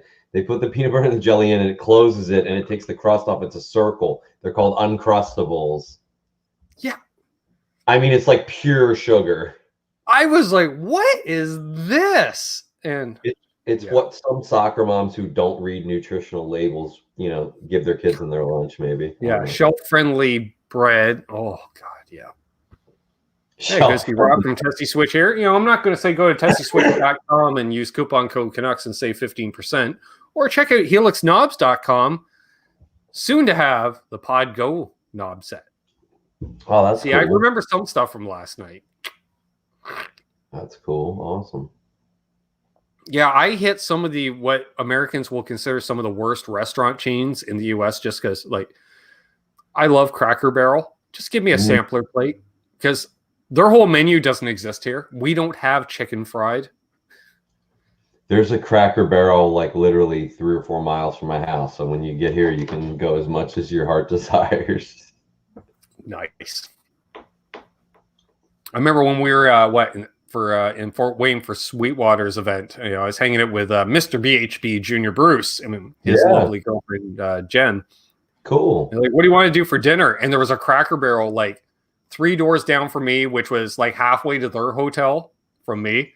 So we're just want to meet at the Cracker Barrel? Sure. And I'm it was just country sampler that has 3 different small cuts of chicken fried whatever, and then it's and do you want, let's say, regular mixed vegetables, peas and carrots, which, let's be honest, anybody has anywhere in the world, or do you want colored greens? I'm we don't have colored greens in Canada. I will be taking that. Thank you very much. And yeah. Nice. Cracker Barrel portions are so small. Fruitcake Tony says, well, that just leaves room for desserts like cobbler. I guess something else we don't really have in Canada. And they have those big, crazy gift shops. Yeah, you got to walk through an entire gift shop to get,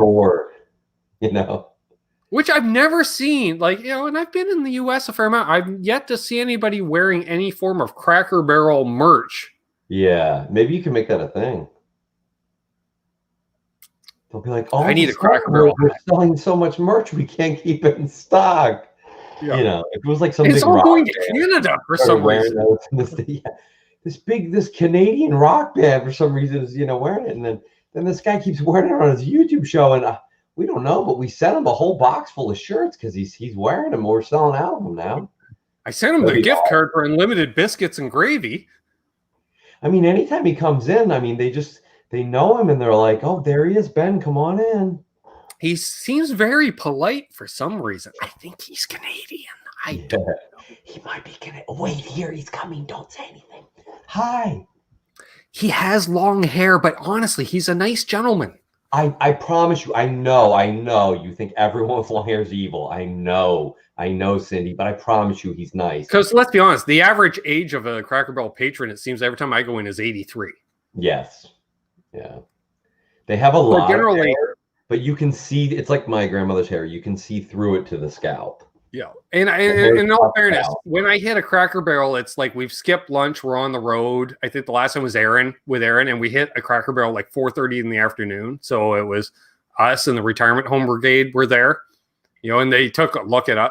Well, Aaron has a lot of tattoos. That's true. And he was sporting a tank top, and then, in walks the hippie behind him, and yeah. And that was, well, let's say that was a good halfway, 3/4 of the way between Joliet, Illinois, and Nashville. So we weren't in the north anymore. Oh, that's for sure. Yeah, it becomes interesting. I didn't know that. Wait. I got to correct Terry. Because Keith H mentioned moon pies. Please do not send a moon pie. And yes, Terry, we have moon pies. Moon pies in Canada are known as wagon wheels. Yeah. We used to get them primarily. You never saw a wagon wheel until Halloween, and you ended up with 6 of them. Now, do you guys still have, when I would go to Canada, we'd go fishing every summer.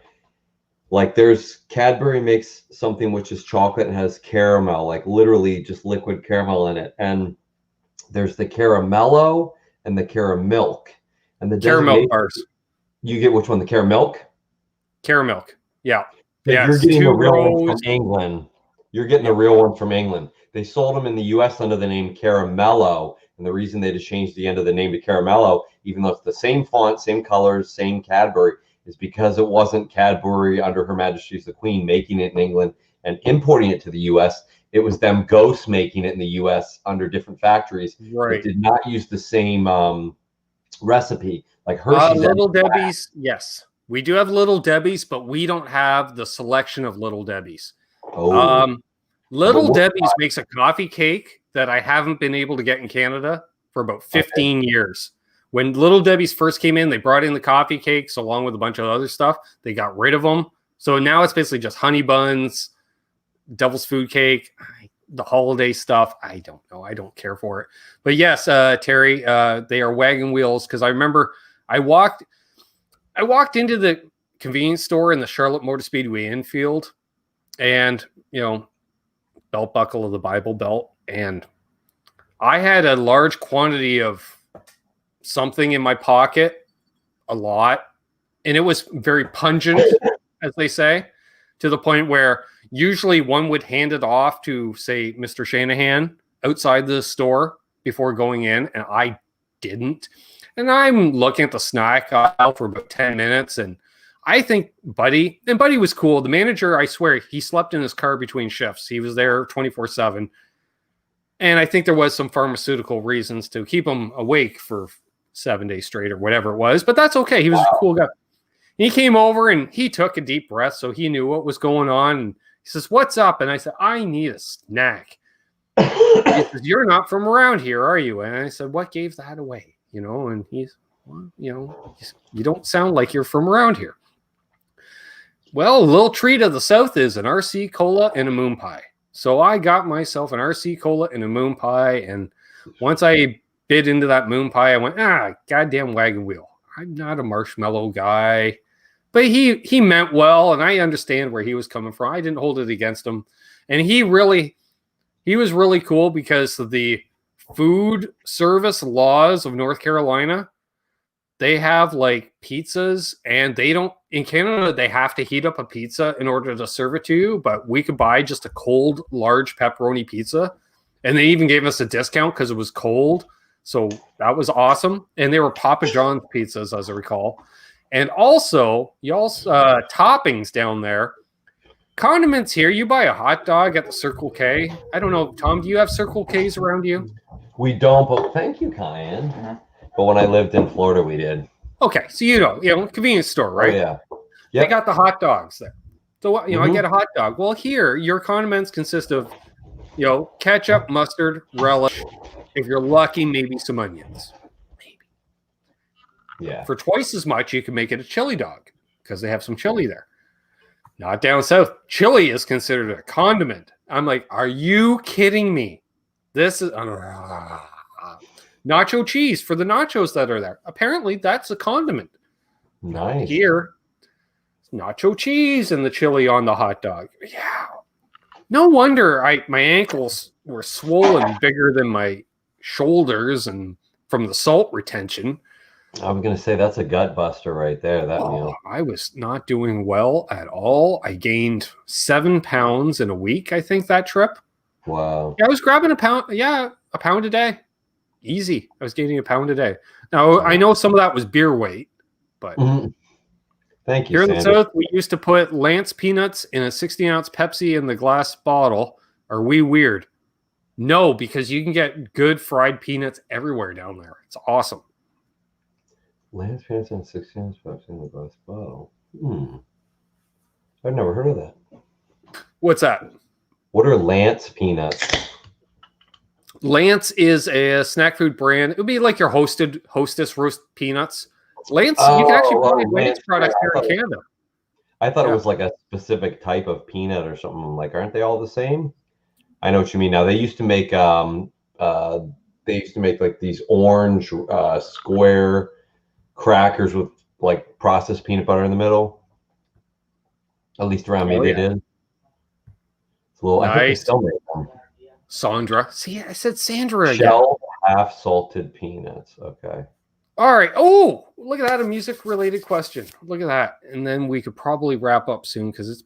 How did we just waste half? I swear I looked, it was 50 minutes and now it's been $1.25. Jeez. Martin Lemaire from possibly the Poutine province, possibly Northern Ontario, possibly New Brunswick, possibly France. I don't know. He keeps it a secret. That's okay because he's got a white pickguard telly in his avatar. So he's got to be a good chap. Favorite brand of string, does it matter to you? Do you feel or hear a difference? Yes. Let's go with the big two. You got D'Addario, you got Ernie Balls. D'Addario out of the box will sound like an 8 out of a 10 to me. EBs are a 10 out of 10. The problem is those EBs sound like a 9 out of 10 a day later, an 8 out of 10 a few days later. They go down quickly. D'Addario, it's only an 8 to start with, in my opinion, but they stay at an 8 much longer. I don't know why exactly. That's my opinion. What else have I used? I don't like boomers. They break. They're brittle. I don't care for them. Dean Markley's, I haven't tried them since I was 15, 16 years old. I bought them because they came with a sticker. And I figured, I get it. They have to include a sticker for you to buy them. Mm-hmm. But yeah, Ernie Balls, Super Slinkies, the 9 through 42s. Brad Miller knows. Thank you, Brad. Brad pretty much has kept me in strings the last 2 years, I swear. I think I have a set left. Although, on the ones with the locking trim apparatus and such, with the wiggle sticks, the wiggle stick guitars, because I don't like changing strings on those. Those get the old D'Addario XTs. They got the micro coating of, I think it's a combination of WD-40 and Nuns Spit. Don't quote me because they'll probably sue, but that's what I like. NYXLs are fine, unbelievable if I have stainless steel frets. Otherwise, they'll dent the bejesus out of your frets. If you have the the claw there. I got the claw because I learned to play on guitars with no frets. And if you're left-handed playing right, like both of us, you're going to claw it more in your left hand. It just happens, Yeah. Yeah, I would love to use. You got some of the Earthbound lights, Preston. Yes, I've used the Ernie Balls Earthbound lights. You know what? I don't see the point. Because if you pick up a pack, I don't have any here because this isn't the workshop room, and I have them all on a hook thing. But if you look at a pack of Ernie Ball sacks, it says electric and acoustic string right on it. So for a while there, when I was playing in the drop C configuration all the time, playing that low stuff where, guttural sounds are made by vocals and such, I used the same set of strings on acoustic or electric, 11 through 48 Ernie Balls. Oh, wow. Yeah. Martin wants to know what mine. I'm not that. What were the three questions? Does it matter to me? No, not really. I'm not that picky. Dude, you have such acid figures. Does it matter? Like you're gonna play a C chord and you're dead. Yeah. Don't ask Tom to finger pick. I'll tell you exactly what I have now. This will be the honest test because I don't know what I have, but I'll tell you. There's so beer. We got a little beer left. Here you go. I tend to buy Ernie Balls or D'Addarios because I've had the least breakage with any of them. I think I've broken I've written it down now. In I don't know how many years I've broken like less than a dozen Ernie ball strings. Yeah, They just I don't never know if break. I've broken a dozen. I've broken a few D'Adarios. I definitely broke GHS. Yeah, but it's usually the guitar's fault. It's usually a burr on the bridge when I have broken. Yeah, but sometimes it's the guy, because you cannot even have Richard Shanahan string up a guitar with boomers. He will snap a set of strings tuning it. Yeah, I think some people stretch them right away, and I'm of the belief, and I don't mean in a snake oil way, I mean in a scientific way, that if you take my body and all of a sudden start stretching me and don't slowly stretch, I'm going to pull a muscle. I think if you stretch these strings and all of a sudden you go, ugh! I see guys put them on and go like this and they're tuning it. I'm like, maybe give, it's a piece of metal. Maybe give it time to flex a little bit, I do, I've done where I'll tune it up F to F. Yeah. Or F sharp to F sharp even. Like if I'm like you'll see me in the videos. I'll go past and then backward on down. Yeah. The problem is sometimes you can and it snaps. You can snap. I broke a low E string once, and man, I've never done that. I've broken an A, but I've never done. I've never seen someone break one that was not on purpose, because you can break it on purpose, but it snapped on the bridge of my Les Paul. Did you get hurt? And the winding, when it snapped, it unwound enough.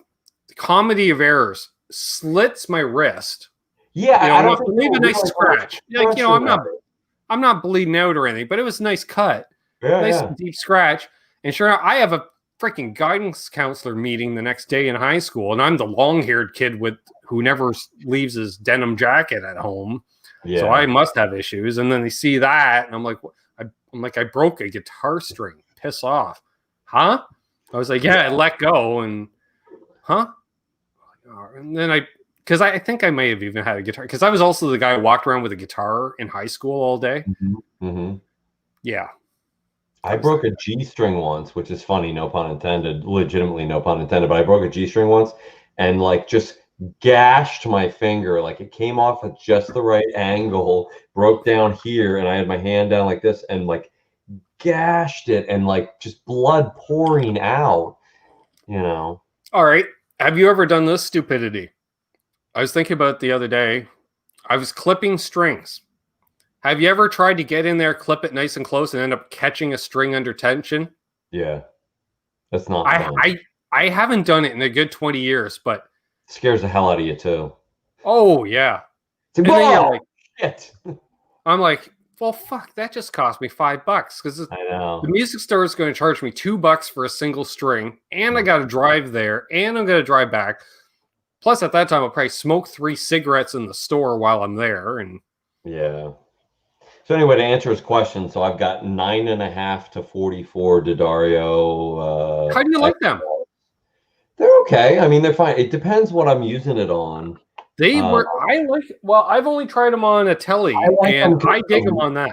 Yeah, I like them because I tend to smack it really hard on the strings. I mean, I tend to really like thump it really hard. That I went down to these 0.6 and 0.7 picks, because if not, if I watch on a scope, if I hit my low E, it goes it goes up almost to an F, Well, see, I can't use a pick that thin, because to quote someone like Eddie Van Haskell, it sounds like a hockey card in a bicycle spoke. That's all I get. Flap, flap, flap. Well, I've been trying to do it after I had my major hand injury a couple years ago. I can't really hold on to anything thicker than a mil or maybe 1.2 mil. Then it starts to cramp my hand up. So those are too thick. Then it feels like I'm playing with a. I used to use a 3 mil years ago. I got these chicken picks. China Mike sent me these chicken picks, and are they thick? Yeah, they're even a 1.5 is too thick for me. I played with a 1 mil forever and a day. That was my thing.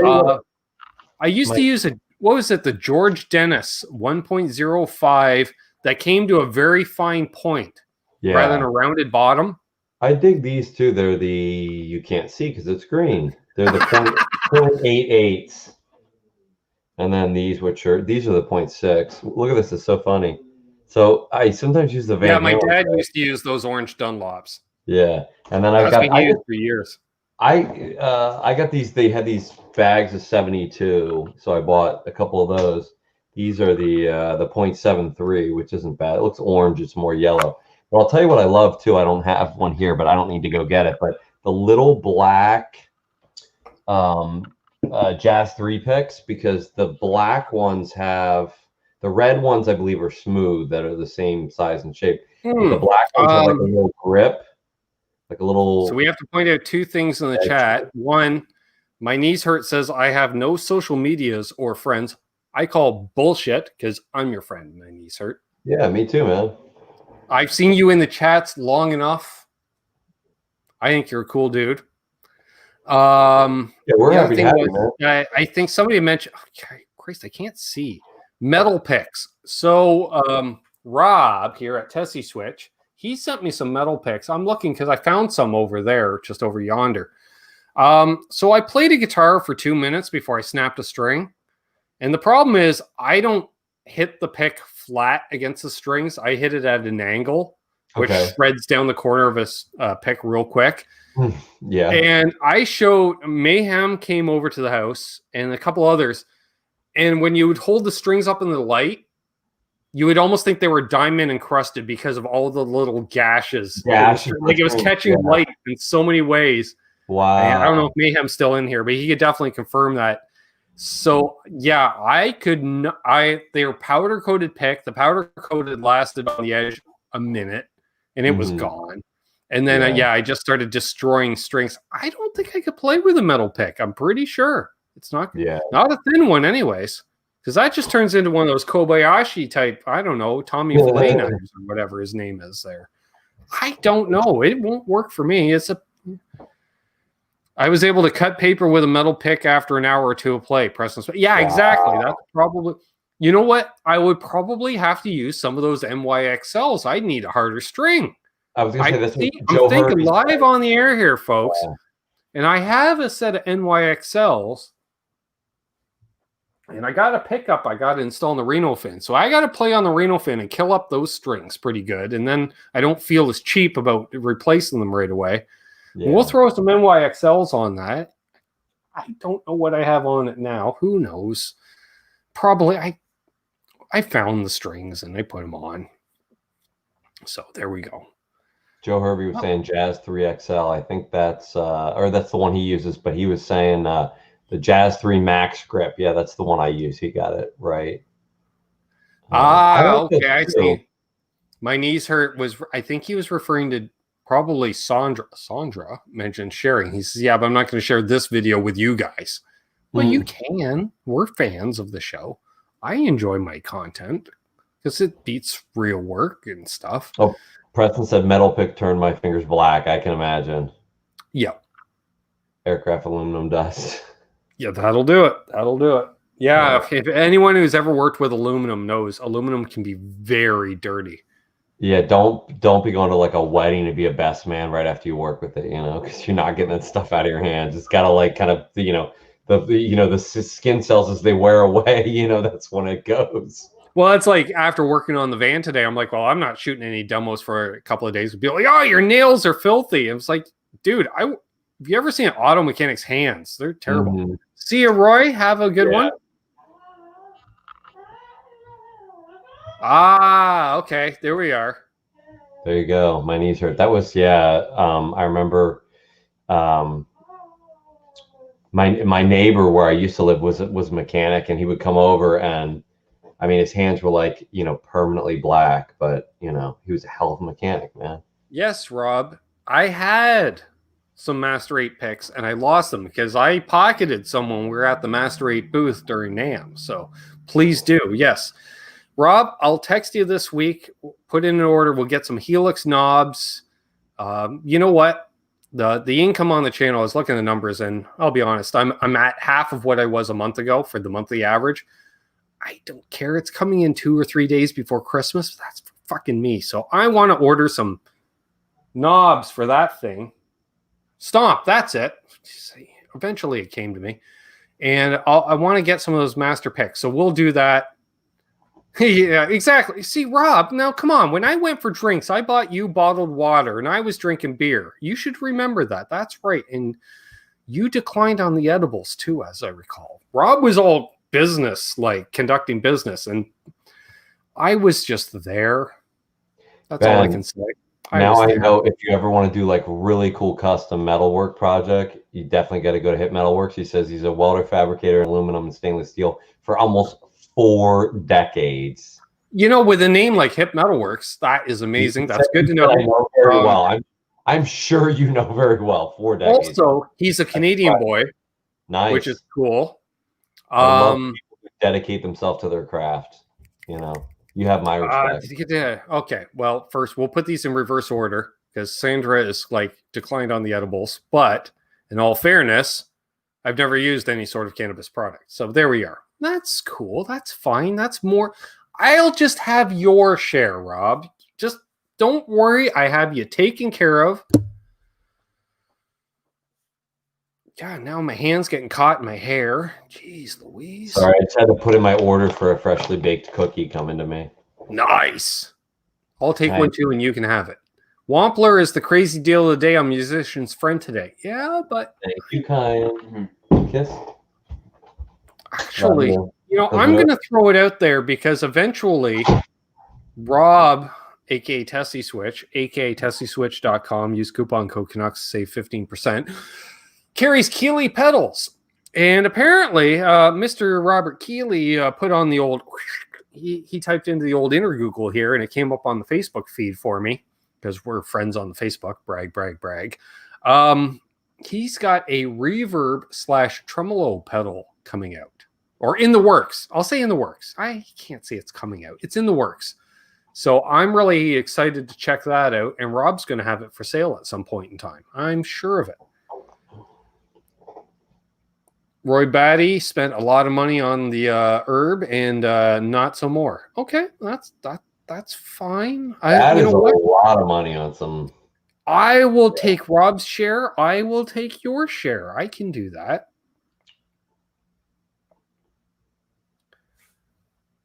All right, that makes absolute sense. I don't know. Oh, okay. Yeah. Okay. I just remember what I was just talking about. Right. See, that all ties in eventually. My niece heard is all about the $20 pedals. You know, email me down below. I could hook you up with some that are approximately, close to that. Sure. I'm out of beer, Tom. So I don't know. Should we call the show at this point, I guess, for the hour-long show that's gone an hour and 42 minutes? Sounds like a fair plan. Well, why don't we pick it up where we left off next week? Co-host. That sounds great. I like what your sister said before we go here. She said, "Were your joints rolled by angels?" Nice. Roy, I am at about twice that.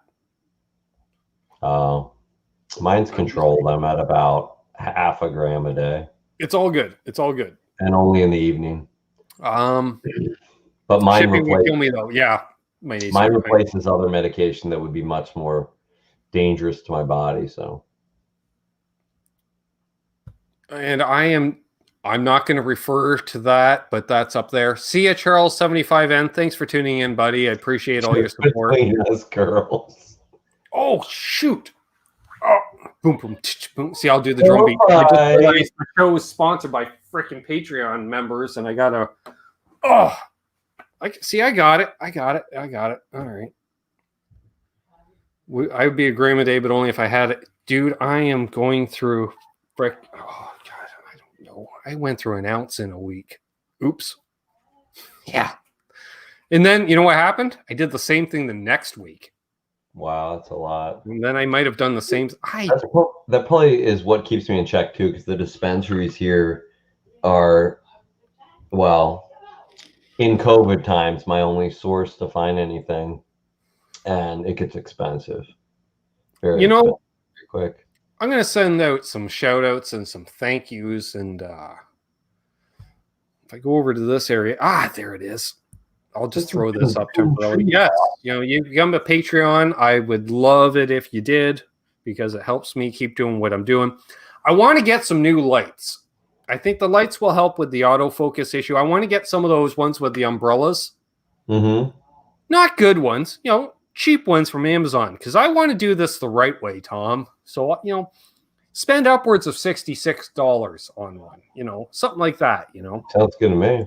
Ease into it. We just ease into it. So, and I get to do stuff like that, based off folks like Brian from Oregon, who I always run into miraculously at NAMM, which is awesome.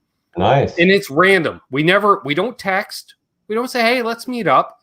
He's just appears. It's amazing. Randy Crooks, this Sunday, we got Randy Crooks coming on, the birthday boy. We're going to look at a new American Performer Telecaster. Neck pickup is a humbucker, I'm just saying. I'm sure he's going to show it off. I see a bunch of... Oh, damn it. Look at that. Cool Tunes Made Easy. Damn it. Well, this is going to make the Patreon list come out even better. Let's just numb up the tongue a little more before we do it. Jesus. All right. Next guy on the list is, well, that guy right there, Bent Tom. And he's been a patron for at least 3 days. I don't know. I wrote the list 4 days ago. I don't know. Oh, woohoo! Damn, that is not frozen anymore. I can feel that right in the cockles. Yeah. I don't know where the cockles are exactly, but Dennis Leary let me know that they exist. It sounds we got right. JP Page 2. I think we saw him in the chat earlier tonight or last night. I can't remember, but he was here. Fruit Take Tony, he was here. I think he left as well. Yes, Cool Tunes Made Easy. See, I'm still answering questions because it is a Q&A show. He asked if Tom's from America. He is, but he's pretty much Canadian at this point. He's nice and he holds doors open and lets people in ahead of him in traffic even. I don't know. Who else? No cover charge. Now, he's a cool cat. He's on the list. Grumpy Mike Guitar. We know him. Of course, John, ZD351, he's been kind of lurking because he might be at work because he's in Australia and it's daytime and stuff's happening. Craig Tomlinson, he's been in the chat tonight. I've seen him around. Blackjack Guitar Nut, haven't seen him tonight, but have seen him around recently. Always cool to hang out, fellow Canuck. Of course, we got one of the OGs of the channel. He gets to bed kind of early these days. Todd Flowers, I know that because he leaves comments at 5 in the morning on my videos. So shout out Cousin Todd. Ooh, there's the stuff. Ivan Carter, we know him. Jose Benito Martinez Jr., I think we saw him in here at the beginning of the show. Newest doing a nice Friday. Yeah. Thanks, Preston. That's right. You're now a hoser. I like that.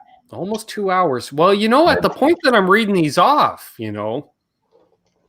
speaking of which, unfucking believable, he's a Patreon as well. I was about to read his name off, but then he went and said something and, got me off on the off ramp there. And we're back on now because Knucklehead Zero, he's another, I assume he's Canadian or he's just a fan of the Canadian product. I don't. We got Charles 75N. He's been in here. Well, he left. That's right. Because, he can only take so much of us. So he had to leave. I get that. Doses and all that. Of course, we want to shout out Brad Miller because he supplies me with things like guitar strings and advice on how to not run an HX Stomp. And he gets to pull his hair out when he sees me doing things like working on guitars and dealing with any of the silicon chip based stuff. He laughs. And who else laughs at me? Brian Landreth laughs a lot. We called him out earlier in the show, so we're just going to do that.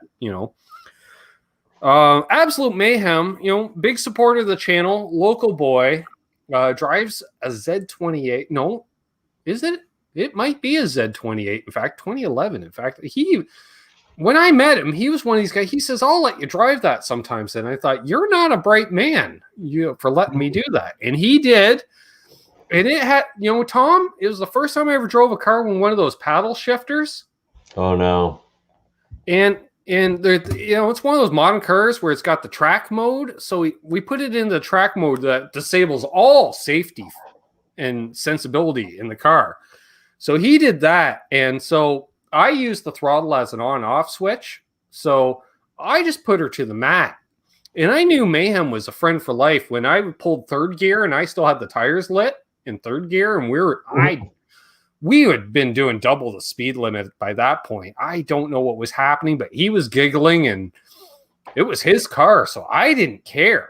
And he allowed me to do that. And he may not allow me to do it again now that I mentioned that. So we'll see. Roy Batty says we say a lot on Whidbey Island. Give me 1 second, Ben. Family You call. do that. You do. I'm just going to ramble. You do what you need to do. So that was the story of Absolute Mayhem letting me drive his Camaro that one time. That's fine. Let's see. We've got Bent Tom is now on Team Canada. That's right. Apparently Laz is having a good laugh. Mark Taft just showed up. Mark, we were supposed to end this 52 minutes ago, but we didn't. And we kept going. There's been things consumed. And we'll just there. Thank you, Brad Miller. I appreciate that, bud. Terry wants to cut me off because he thinks I'm much more probably better for playing the guitar about now than before. And I'm just wondering, did I leave that amp in standby? How about that? We'll go with standby instead. We'll see if that's still in, because I have a tendency to leave, because I noodle before the show starts, and I leave that on. There's Mel O'Brien. Good to see Mel. Mel spent a lot of time in Toronto growing up, and now he's in Ireland for some reason. I don't know why. I didn't ask. It's none of my business why, but it's good to see that Mel's here. See, this is the rambling. Play some guitar. Ben's definitely been into the mason jar. That's true. That's true. You can rewind on here. I think it's got down here. Oh, see, I'm pointing. You can't see my hand, but if I hold it up here, you can. So, you can rewind and you can see that I've been into the mason jar, and So I'm just rambling until Tom. Hey, look at that! Tom's back, and it's been like 3 minutes of this, Tom.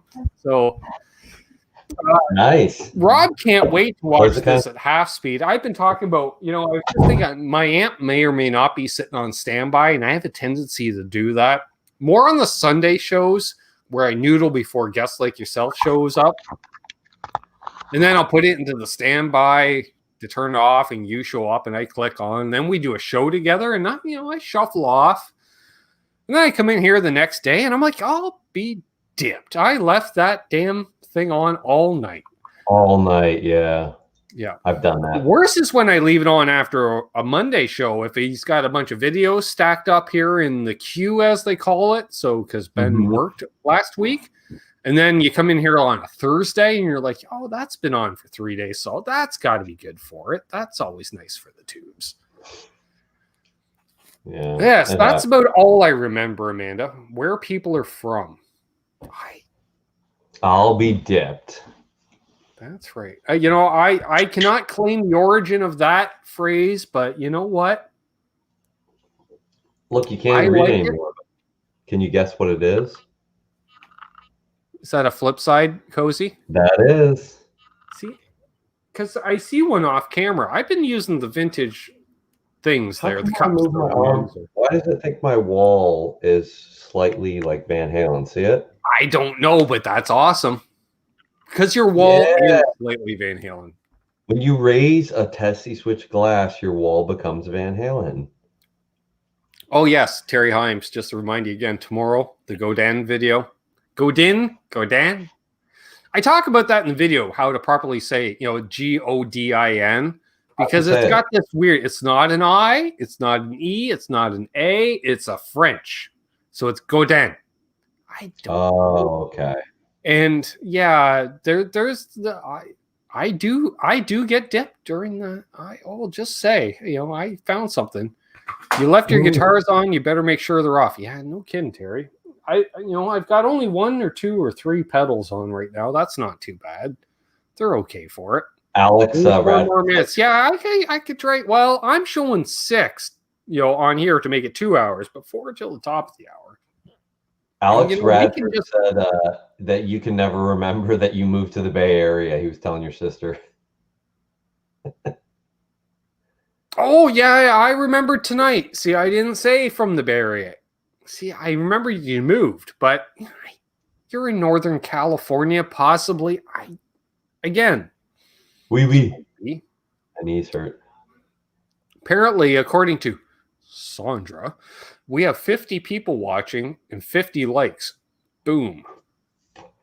All right. Has anyone tried the Boussier acoustics? I don't think I have because I can't pronounce that. So aren't they super high end? I think they're super high end acoustics, like bomb diggity acoustics, as my friends used to say many years ago. Okay. While you were gone, my good buddy here and brother from another mother, Mark Taft, showed up. Oh, nice. Yeah. Well, Mark's been having some of the issues with the inner Google and the access to the worldwide interweb thing. Whatever they call it these days. I've been into the white lightning, so I've been going straight into it, hardcore. Why not? Yes, high end. Oh, they're high end. Well, probably not. They take one look at me at the NAMM booths and they go, "You're not touching our product. Why would we do that? That's just wrong."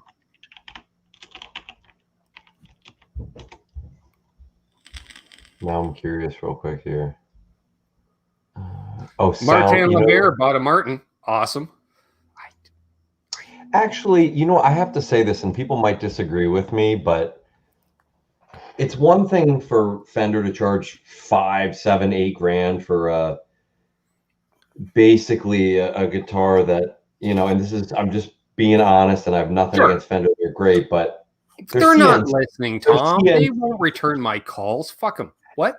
They're like CNC necks and bodies that are then hand finished, and there's nothing wrong with that. Like Sir Guitars CNCs a lot of their stuff, and I have a Sir and it's great. And why would you waste the time if you can CNC it? But my point is, if you're saving money, why not pass it on to your customer and sell more? I get pissed at companies like Fender that the reason I bought the Sir is because I don't plan to resell it, because the resale value is probably not as good as a Fender custom shop. I could probably almost guarantee it's not as good as a Fender custom shop, but to me it plays every bit as good as any custom shop I've played, and I paid way less than one of those. But these how do you say the name? Boucher? Is it French? Where? What? Vougier? What? Where is it written in the chat? I gotta see. Boucher, the guitars. Oh yeah, it would be either Boucher. But anyway, so it looks like they're in Busher. It'd probably be pronounced Busher. I don't know. Apparently, they're built in the Poutine province. I'm guessing, or at least Canada.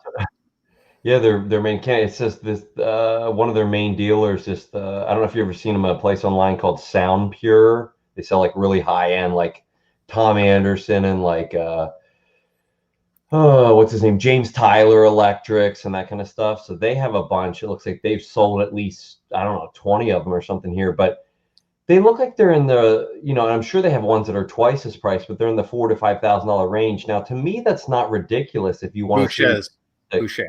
All right. Because acoustics, to make a good acoustic's a lot more difficult than to make a good electric. I mean, come on, let's just be honest. It's an acoustic instrument. Well, let's be honest, when it comes to electrics, as far as what you need, if anyone watched Dave's World of Fun Stuff, Dave Riome's last Friday's thing, when somebody asked, "Are these pickups any good?" Oh, fuck off with your pickups. They all fucking sound the same. They work or they don't. It's electric. It doesn't matter. It's wire Dave, wrapped around some bars. Dave was not holding back last Friday night. Yeah, I watched that one. It was good. The funny part, Dave and I were texting for about half an hour after that show. Nice. He's a cool guy, man. I really like him. He is what he is. He doesn't put up with bullshit. No BS, yeah. I just thought it was funny because he kept asking people, "Hey, give me a question," and then every time fuck you with your question. I'm like, no, they're asking you the questions. You can't tell them to go fuck themselves. I love it. I watch. I mean, he's extremely knowledgeable about guitars and guitar history and guitar repair. But I watch just for the comedy because he's just hilarious. He can't help himself though, Ben. Like I'm sure he's holding back. Like if you told him to not hold back, I think it would be 10 times more brutal. Like, well, like when somebody asked him, out of here. Like, somebody asked him about the Geddy Lee book, because he has the insight. He knows Scully. Yeah. They're good friends. I talked to him about Scully. Let me tell you the truth. I'm like, oh, it's gonna go deep when he says, "Let me tell you the truth about what happened." Yeah, and I will say Mordecai Reckler is a very famous Canadian writer, for a long time. And Tom, a lot of juniors go out there and try to make their names for themselves, but they're not the same. And Dave nailed it. Dave nailed that. And yes, Mark, I threw that up on the screen. For those who don't know, I no longer, if Hervey is still in here, sorry, Joe, I sold the Jackson. It's gone. But Mr. Mark Taft owns it now. Nice. Ooh, that feels good after all the moonshine. Okay, Ben's in a different headspace, and that's how we got past 2 hours. Great, we should end this. I know they want to use the internet. I don't know. All right, I think we got everything covered here. Dave's a unique person, definitely Martin. And I love the fact that Martin has never confirmed if he's from Quebec or France. I love that because I'm just going to ask. And that's okay. He seems like a nice guy. He's got a beard. He's got glasses. I like that. He's got a telly with a white pickguard. Ben is going to hork. I give you a no hork guarantee, Roy. I've never heard the term hork. And what would that be from, Tom? The no hork? Well, it actually was spew. I give you the no spew guarantee. Oh, okay. That one I vaguely remember, but I've never heard hork. That's it. See, I'm almost thinking Roy here. He might be a Canuck. It's because possible. I've used the term hork, and I'm pretty darn Canadian. Janice is going to play. Janice, we've kept you an hour long already. You go play. Go rock, Janice. Awesome. Have fun.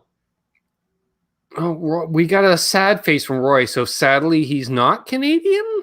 Oh. Hork is from. Hey. See, What's up, we went an hour and 4 minutes longer than we're supposed to. Lawrence would finally show up. I like Bark at the Ants.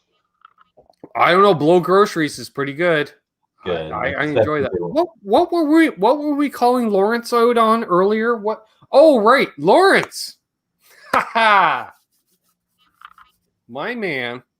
We need you to make, Mr. Artisan Pedals out of Mesa, Arizona. We need you to make a talk box, sir.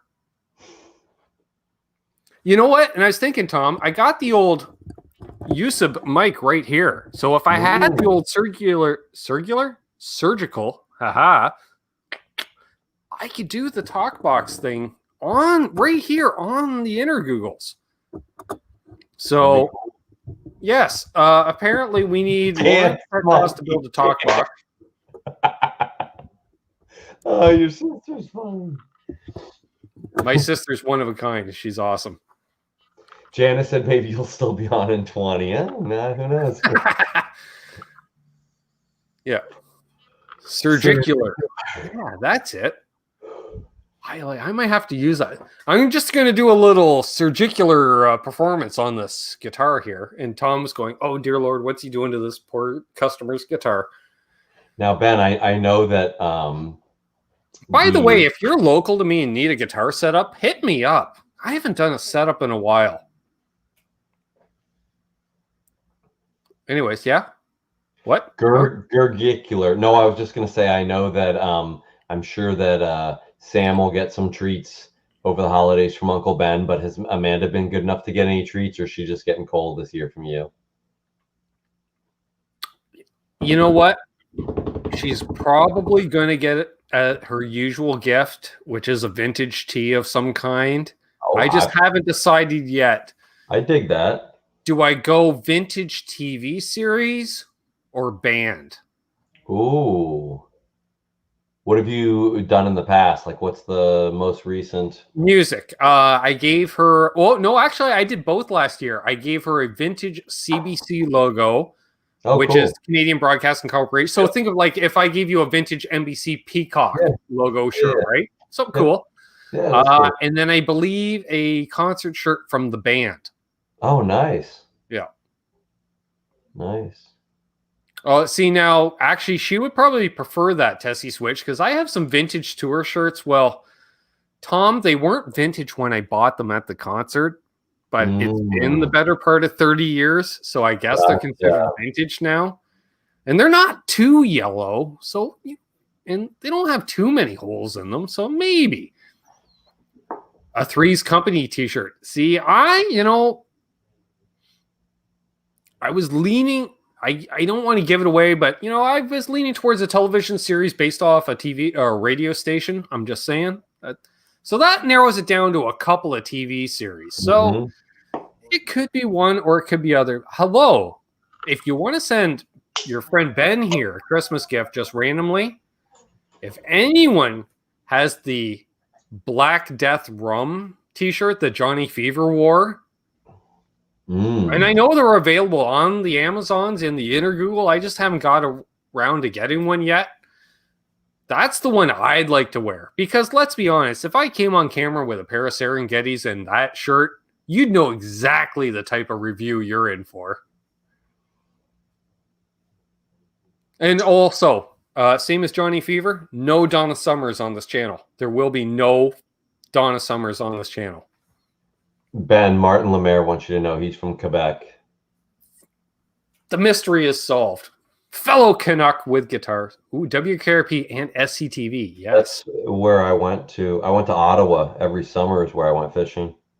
That is 2.5 hours northeast of me. I believe, if I'm not mistaken, Amanda could confirm or deny if she wants to.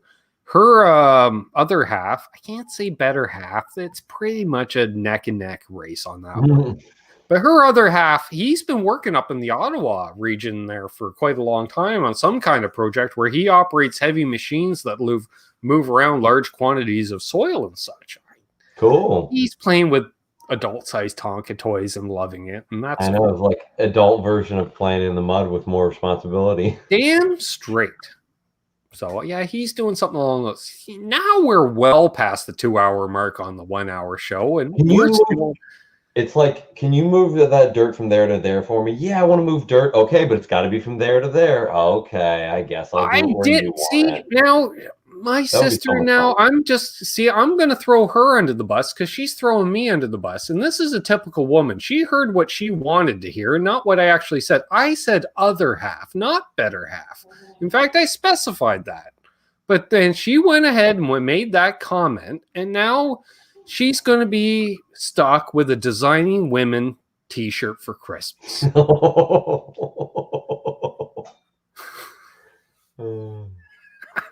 I don't know if such a thing exists, but if you find a Nick or a link to one, see, Nick came in the chat.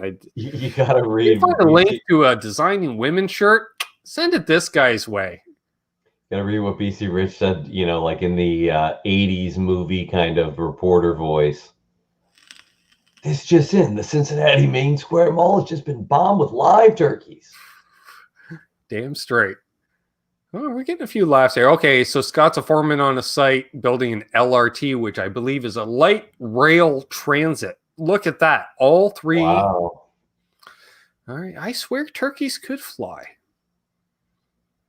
Anyone remember Bizarre with John Biner? Yes, I do. Hit Metalworks, an amazing show. And that is what introduced the world to Super Dave Osborne. He started out as just a segment on the Bizarre Show. Oh, wow. Which was the CTV produced show, as I recall. There we go. My sister says Dixie Carter is my spirit animal. I am Miss Sugarbaker. Do you know Dixie Carter was owner of the TNA wrestling organization as well? No way. Yeah, her father actually owned it. Her father, he owns a lot. Big oil guy or something. But yeah, she ran the TNA wrestling organization pretty much right into the ground. So that I don't know why I know this or I'm talking about it on Canucks with guitars, but you know what? I think and blame the viewers because I probably wouldn't be talking about this without all the auxiliary influences on my brain. So unfucking believable's gotta go. All right, there we go. That's fine. Yes, he did. Unfortunately, Super Dave Osborne did pass away. And can Ben remember his brother is a famous actor as well? Movie. I'm thinking Midnight Run. What the hell was his name? God damn it. That's going to bug me now. I'm going to be thinking about that. See, this is how the show becomes 3 hours because Ben's going to try to remember his Brolin, something like that. Not Charles Brolin. Grolin. I don't know. Albert Brooks is his brother. Well, that works too because that's who I'm thinking who it was, I think. Let's go with that. That sounds like the plausible answer because I'm picturing the guy in my head. You know what? It is, in fact, Albert Brooks. So I will confirm that in the fog known as Ben's IQ up in the old cranial area. Yes, that's right. Oh, yeah, Eddie, have a good one. Although people are saying sorry to hear, so hope all is well. His dog went to heaven today. I'm sorry. Oh, so sorry to hear that, Eddie. Godspeed. That sucks, man. That really sucks. I'm sorry. That's right. David Letterman as well appeared on Bizarre Canadian TV before Letterman was Letterman. That's right. I forgot about that too. Thank you, Roy Batty, for that little nostalgic Canadiana that ties it all together. Because let's be honest, Tom, you've been watching the channel a while, and someone like Mel O'Brien's been here basically since day one. We do have a tendency to get off topic on occasion. Isn't Paul Schaefer Canadian? Why, yes, he is. He's from a town in northern Ontario that I can't remember the name of. Thanks, Ben. 15. Awesome. 15. Awesome. Oh. Rest in peace, Alex Trebek as well. Yes. We discussed that a couple hours ago. Or so. Whatever. See, now I'm just channeling Derek from Vice Grip Garage, and that's not fair to you guys. That's what happens when you drink and binge watch and such. I thought it was Timmins. It could be Timmins. Timmins is north, Hip Metal Works. It takes you a good 12 hours driving north. And guess what? You're still in the same province, Tom. Tesi won with the comment, though. This is proof that all Canadians know each other. There we go. Thunder Bay. All right. Well, Thunder Bay is not... Thunder Bay... Let me think. Timmins is... Oh, it's up there. It's like 10, 12 hours north.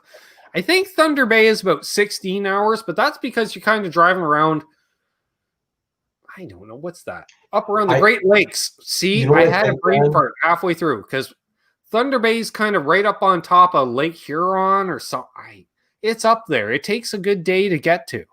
So I have this thought, and you can tell me what your impression of it is, but I have this thought that a lot of Americans don't realize the vastness of Canada, like what a huge country it is.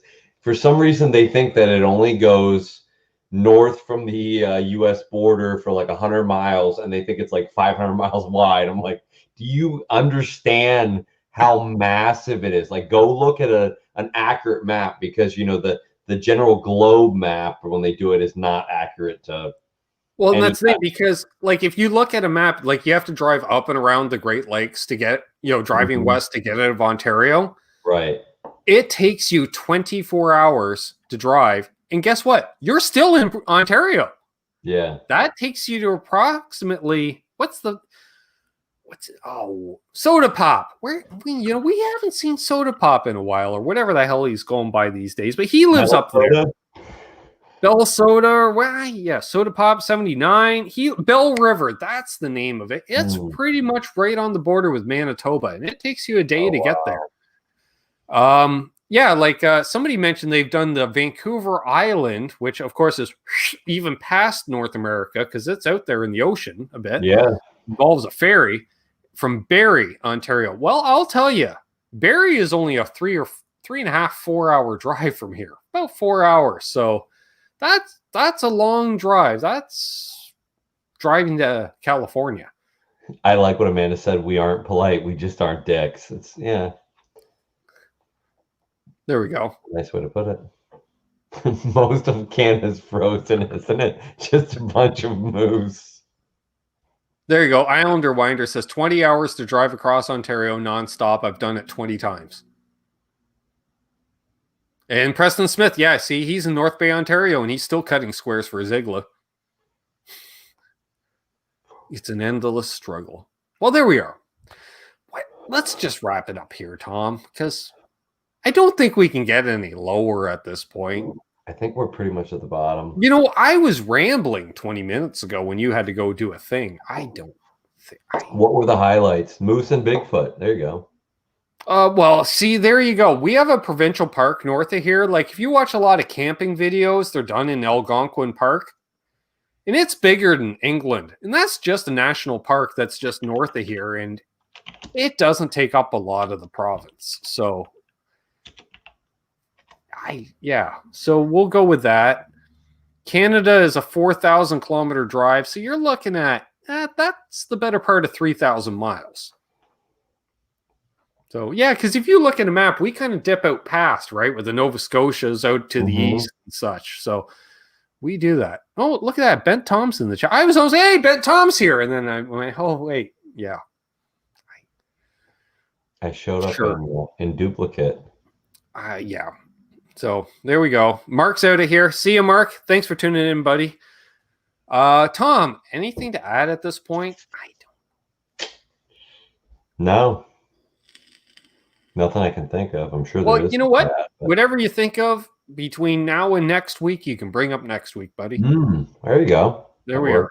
So, yeah, and those who tuned in late, we got a co-host again for Canucks. So we, because I'm doing it solo. It's called Canucks, plural. And people are like, but there's only one guy. And I'm like, yeah, there's a story to that. Open invite to the original co-host. He's still welcome back anytime, whenever he decides to, and that's fine. But we needed another co-host, and I teased it in the repair video, and I said flat out, like anybody could have figured it out. I said, I'm looking into co-host, but he's not Canadian. And people, not one comment in down there. Nobody did the bloop-de-loop, and down there. What are you talking about? It all under the radar, which is the way I like it. Bill O'Brien used to camp in Algonquin Park. Nice. Cool. Right on. So there we are. So until next time, wait. Did we thank the Patreon? Fuck, we did that an hour ago. We thanked the Patreon, so that's good. Did we thank the channel sponsors for the show? We did not. We plugged Tesi and stuff. We slagged Lawrence, and that's not fair. By the way, I'm pretty sure the Nice Drive A is pretty much sold out. I think Flipside has one, and Lawrence might have the parts sitting in a dish collecting dust. That says, if somebody likes Ben, I don't know what it says on the dish, but he's got enough for at least one. So let's thank LPD Pedals, Reno Fin Custom Guitars that built this object, which is awesome. Tesi Switch, of course, and I think I saw Vibraprint, who also sponsors the Canucks broadcast. Season finale coming up Wednesday at 8 p.m. Eastern. Just saying, me and cousin Doug co-hosting. We'll throw that out there because, Tim at Vibraprint, he sponsors both channels. I don't know why. I think he feels obligated because he's a high school buddy. I think personally he's just throwing his time away. He doesn't give me any money. And I don't know why we do it, but because we're friends. And then, of course, there's Flipside Music, who I mentioned previously, Tom, carries the Nice Drive A. It at least has one in stock. Cool. Apparently, they said on their FAQ show, check out their website, or, you can check that out using the link because it's an affiliate link, but check out the YouTube channel. They do a weekly video called What the Fact, and you type the questions in one week, and they answer them the next, and they actually know what they're talking about, which amazes me. Because I've met both gentlemen, and I don't know. I think they're asking other people and stealing notes. I don't know. Ike's not here in the chat to defend himself. So, and if you've ever met Ike, and I think you did a hangout with Ike once, Tom. Seems to me. Maybe. You know what? Ike, he doesn't mind me busting his balls, so fuck him. That he's not here to defend himself. And of course, then there's Ardens Music, the OG sponsor of the channel. They never show up at the channel, but one of their guitar teachers, Hetriani, does sometimes. But he's not here to defend the company either. See Sandra. Make sure to use Ben's Flipside affiliate. Like, that's right, Nick. So far, nobody actually has. We've had a lot of window shoppers because I get those numbers. I can tell. Some days as many as 8 of you will use the link to check stuff out, but don't buy anything, and that's fine. Then Dale Palmer, he always shows up right at the end of the live stream. So that's how he's been lurking for probably 2 hours and 19 minutes because he's a cool guy and he's been around since day one, but he lurks a lot because he's got issues with the hands as well. So he doesn't type much, but he'll come in at the end and he'll say something like that. Good stuff. Yeah. We covered the sponsors. Let's get them off the screen because all the corporates are watching this long. I don't know. So when Tom had his last word, we thanked the Patreons. We didn't thank the channel members. Folks, if there's 3 of you that would like to join this month, that would be awesome. And I mentioned that because it's 2 steps back and 1 step forward because we had a couple people drop off. In fact, I'm not going to throw Absolute Mayhem under the bus, but he was showing up as a channel member early in the show, and then all of a sudden he turned into a normal person. So it literally expired. So that tells you he probably joined on a Monday night show about, a few months ago or something, and came around and he let it lapse because, what? He's just a simple gardener, and that can have an effect on your channel membership sometimes. And Tom's going, yeah, you're probably right. We'll let that go. And so, and I don't think Mayhem's here because he's not saying anything in the chat that I'm throwing him under the bus like this. And he's a good friend and he doesn't care. That's true. Mayhem is a loose definition of normal. I can say that. I've done road trips and we've hung out and yeah, sure. We'll call him that. Dale wishes he could comment more. That's fine, Dale. That's okay. You be you. Yeah, exactly, Preston. I know the feeling. Times are tough, and I don't like saying, hey, please donate to the channel directly. Please donate to the channel directly. But I don't want to say that because I know times are tough for everybody. So on that note, thanks everybody that tuned in. If you're new, I'm not sure because I didn't see your name in the chat. But if you're new, please subscribe. Although I don't know why you will. Some 2,600 people can't be that crazy. Well, actually, you know what? Given the global reach, 2,600 people could be that crazy to actually hit that subscribe button, which is, well, no, wait, we're reversed. So if I point down this way, it's probably down around there somewhere. And there's a join button too, all 3 of you that I'm looking at. I don't know who's going to join. Yeah, but it's going to be probably one of these people that's active in the chat because they seem, if they're jibber jabbering in the chat, I've noticed, Tom, they're more favorable to tune in again next week. And this has probably been the single most rambling I've ever done in a live stream. So it's good though. It's good filibuster. You know what? I could do this. I don't know. You definitely don't want me in a political situation. That's because they'll be like, what is up with it? He just keeps talking, but we don't know what he's saying. He's perfect. So thanks everybody that tuned in. Shout out and thanks to everybody that donated. Channel members, Patreon. Damn! Alex Radford in under the wire. Wow. All right. So young Mr. Radford here. He's a good dude. He's been spoofing me a bit. And and I like it, Tom. I'll say why, because he's young. Let's call him half my age. Half my I can't keep up what you want to call it, the shenanigans forever. But this is a guy, I saw him at the NAMM show. Him and Garguts going all crazy. Keith H., you know what? I'll do another shot just for you. because Keith, he leaves a lot of comments and he watches the old videos, so he knows how bad it's been for 3 years. So that's good. What we talk about? Yes, young Mr. Red. He was sleeping an hour a night. He's doing these long hangouts. I used to do the long hangouts, but I don't do them anymore because I give use of the internet to other people and such. He's got that energy too. Well, he's got the energy, and I'm not saying it might have been because we stopped off at a store on the way to NAMM one day and picked up a bag of something for him, and that's fine. No, he's a good dude. I like him. Really nice. I really enjoyed hanging out with Alex. They're just positive, happy guys. He's the only guy that got 2 random interviews during NAMM. Nice. Right? Which I finally remembered to put out in the last couple weeks. He said, I'm going to say basically nobody fucking watched. I've seen the view count, folks. There's only like 50 of them watched.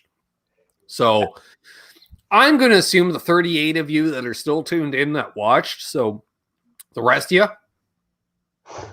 although Alex said, not necessarily. Now, if you got disgruntled by me doing this at you, not you, because you watched. I know you watched. Like, let's say BV. Oh, see, now, Janice, you were right. You went, you played, and you said they'll probably still be going in 20 minutes. And then there she is. And see, Brad Miller watched. See, I know because now we got 37 people. So that means 2 people bailed because Janice just showed back up and I can still do math. Ben is basically like my drummer at the end of every gig I've ever played. Give me some biscuits and gravy after a show. Or poutine. Plate of pancakes in front of him. Although, yeah, I haven't had pancakes in like 20 years after I don't like maple syrup, so that's a problem. To me, it's just a lot of carbohydrates. It's a lot of maple, Tom. You know what? I can't even be around brown sugar anymore because it smells too close to maple. What's about the disdain for maple? Is it because there's so much of it that you just get sick of it? I don't know. I just like the smell, the taste. Oh, really? I love it. Well, you know, we figured it out was apparently when I was a baby and teething, my mom would dip my pacifier in maple syrup. I know, Preston, look, I try to be a good Canuck. I have a maple leaf tattooed on one of my shoulders that I'm drunk enough. Oh, it's on this shoulder. See, eventually I remembered. But yes, I don't like maple syrup. I cannot stand Tim Hortons, and I don't like the Tragically Hip. There, I said it. Actually, I like 4 out of 5 members of the Tragically Hip. I don't like Gord Downey, who's now a Canadian icon and pretty much a saint. So I'm probably not going to be able to renew my passport now. So, Tom, you're going to have to come visit me because I won't be able to visit you because they're just going to Yeah. Yeah. So there we are. You call yourself Canadian. Yeah. So on that note, tell me can't sleep in his eggs, ma'am. Well, you know what? To make myself, hey, Noise with Nami's. Good to see you, man. Canned bread is. I've never tried canned bread. I would like to try canned bread. Laz, I used to be a hockey fan. I stopped following all pro sports. Actually, except for the NASCAR. You know, I like the whirly whirls, but all the stick in the ball.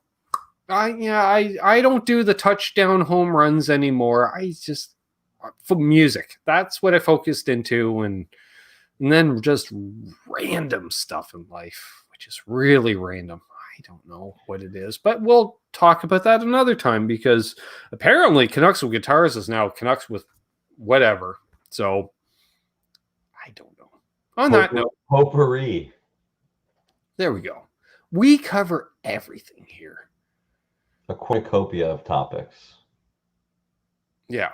So I got a demo coming out on a made in Canada Godin. So apparently the solo bodies, they're still made in Canada. So we have that coming out tomorrow. And as I said to Terry Himes in here earlier, he's got a little extra something in there that he's going to snicker at. And then, a day or so later, I'll probably release an Epiphone video because, people seem to like the Epiphones. And I made a demo involving one, so we might as well release that as well. And there's a pedal demo in there. I don't know what else is in the queue, but I'll be busy this week, so... Other than that, Christ, I meant to mention it an hour and a half or whenever the hell when Paul Ewing showed up. Tom, you touched on it a bit. So tomorrow, positive vibes for Mom. We're taking her up to Toronto, 100 miles that away. Get a bunch of tests done. They might keep her overnight. I don't know. She thinks maybe. And then she's like, you could grab a hotel room and drive me home the next day. And I'm like, I'd rather drive home, do work for you fine folks, and then drive up there again the next day and pick her up. So yeah, so there we'll go. That's not English. Well, it was, but just not in the right use and order.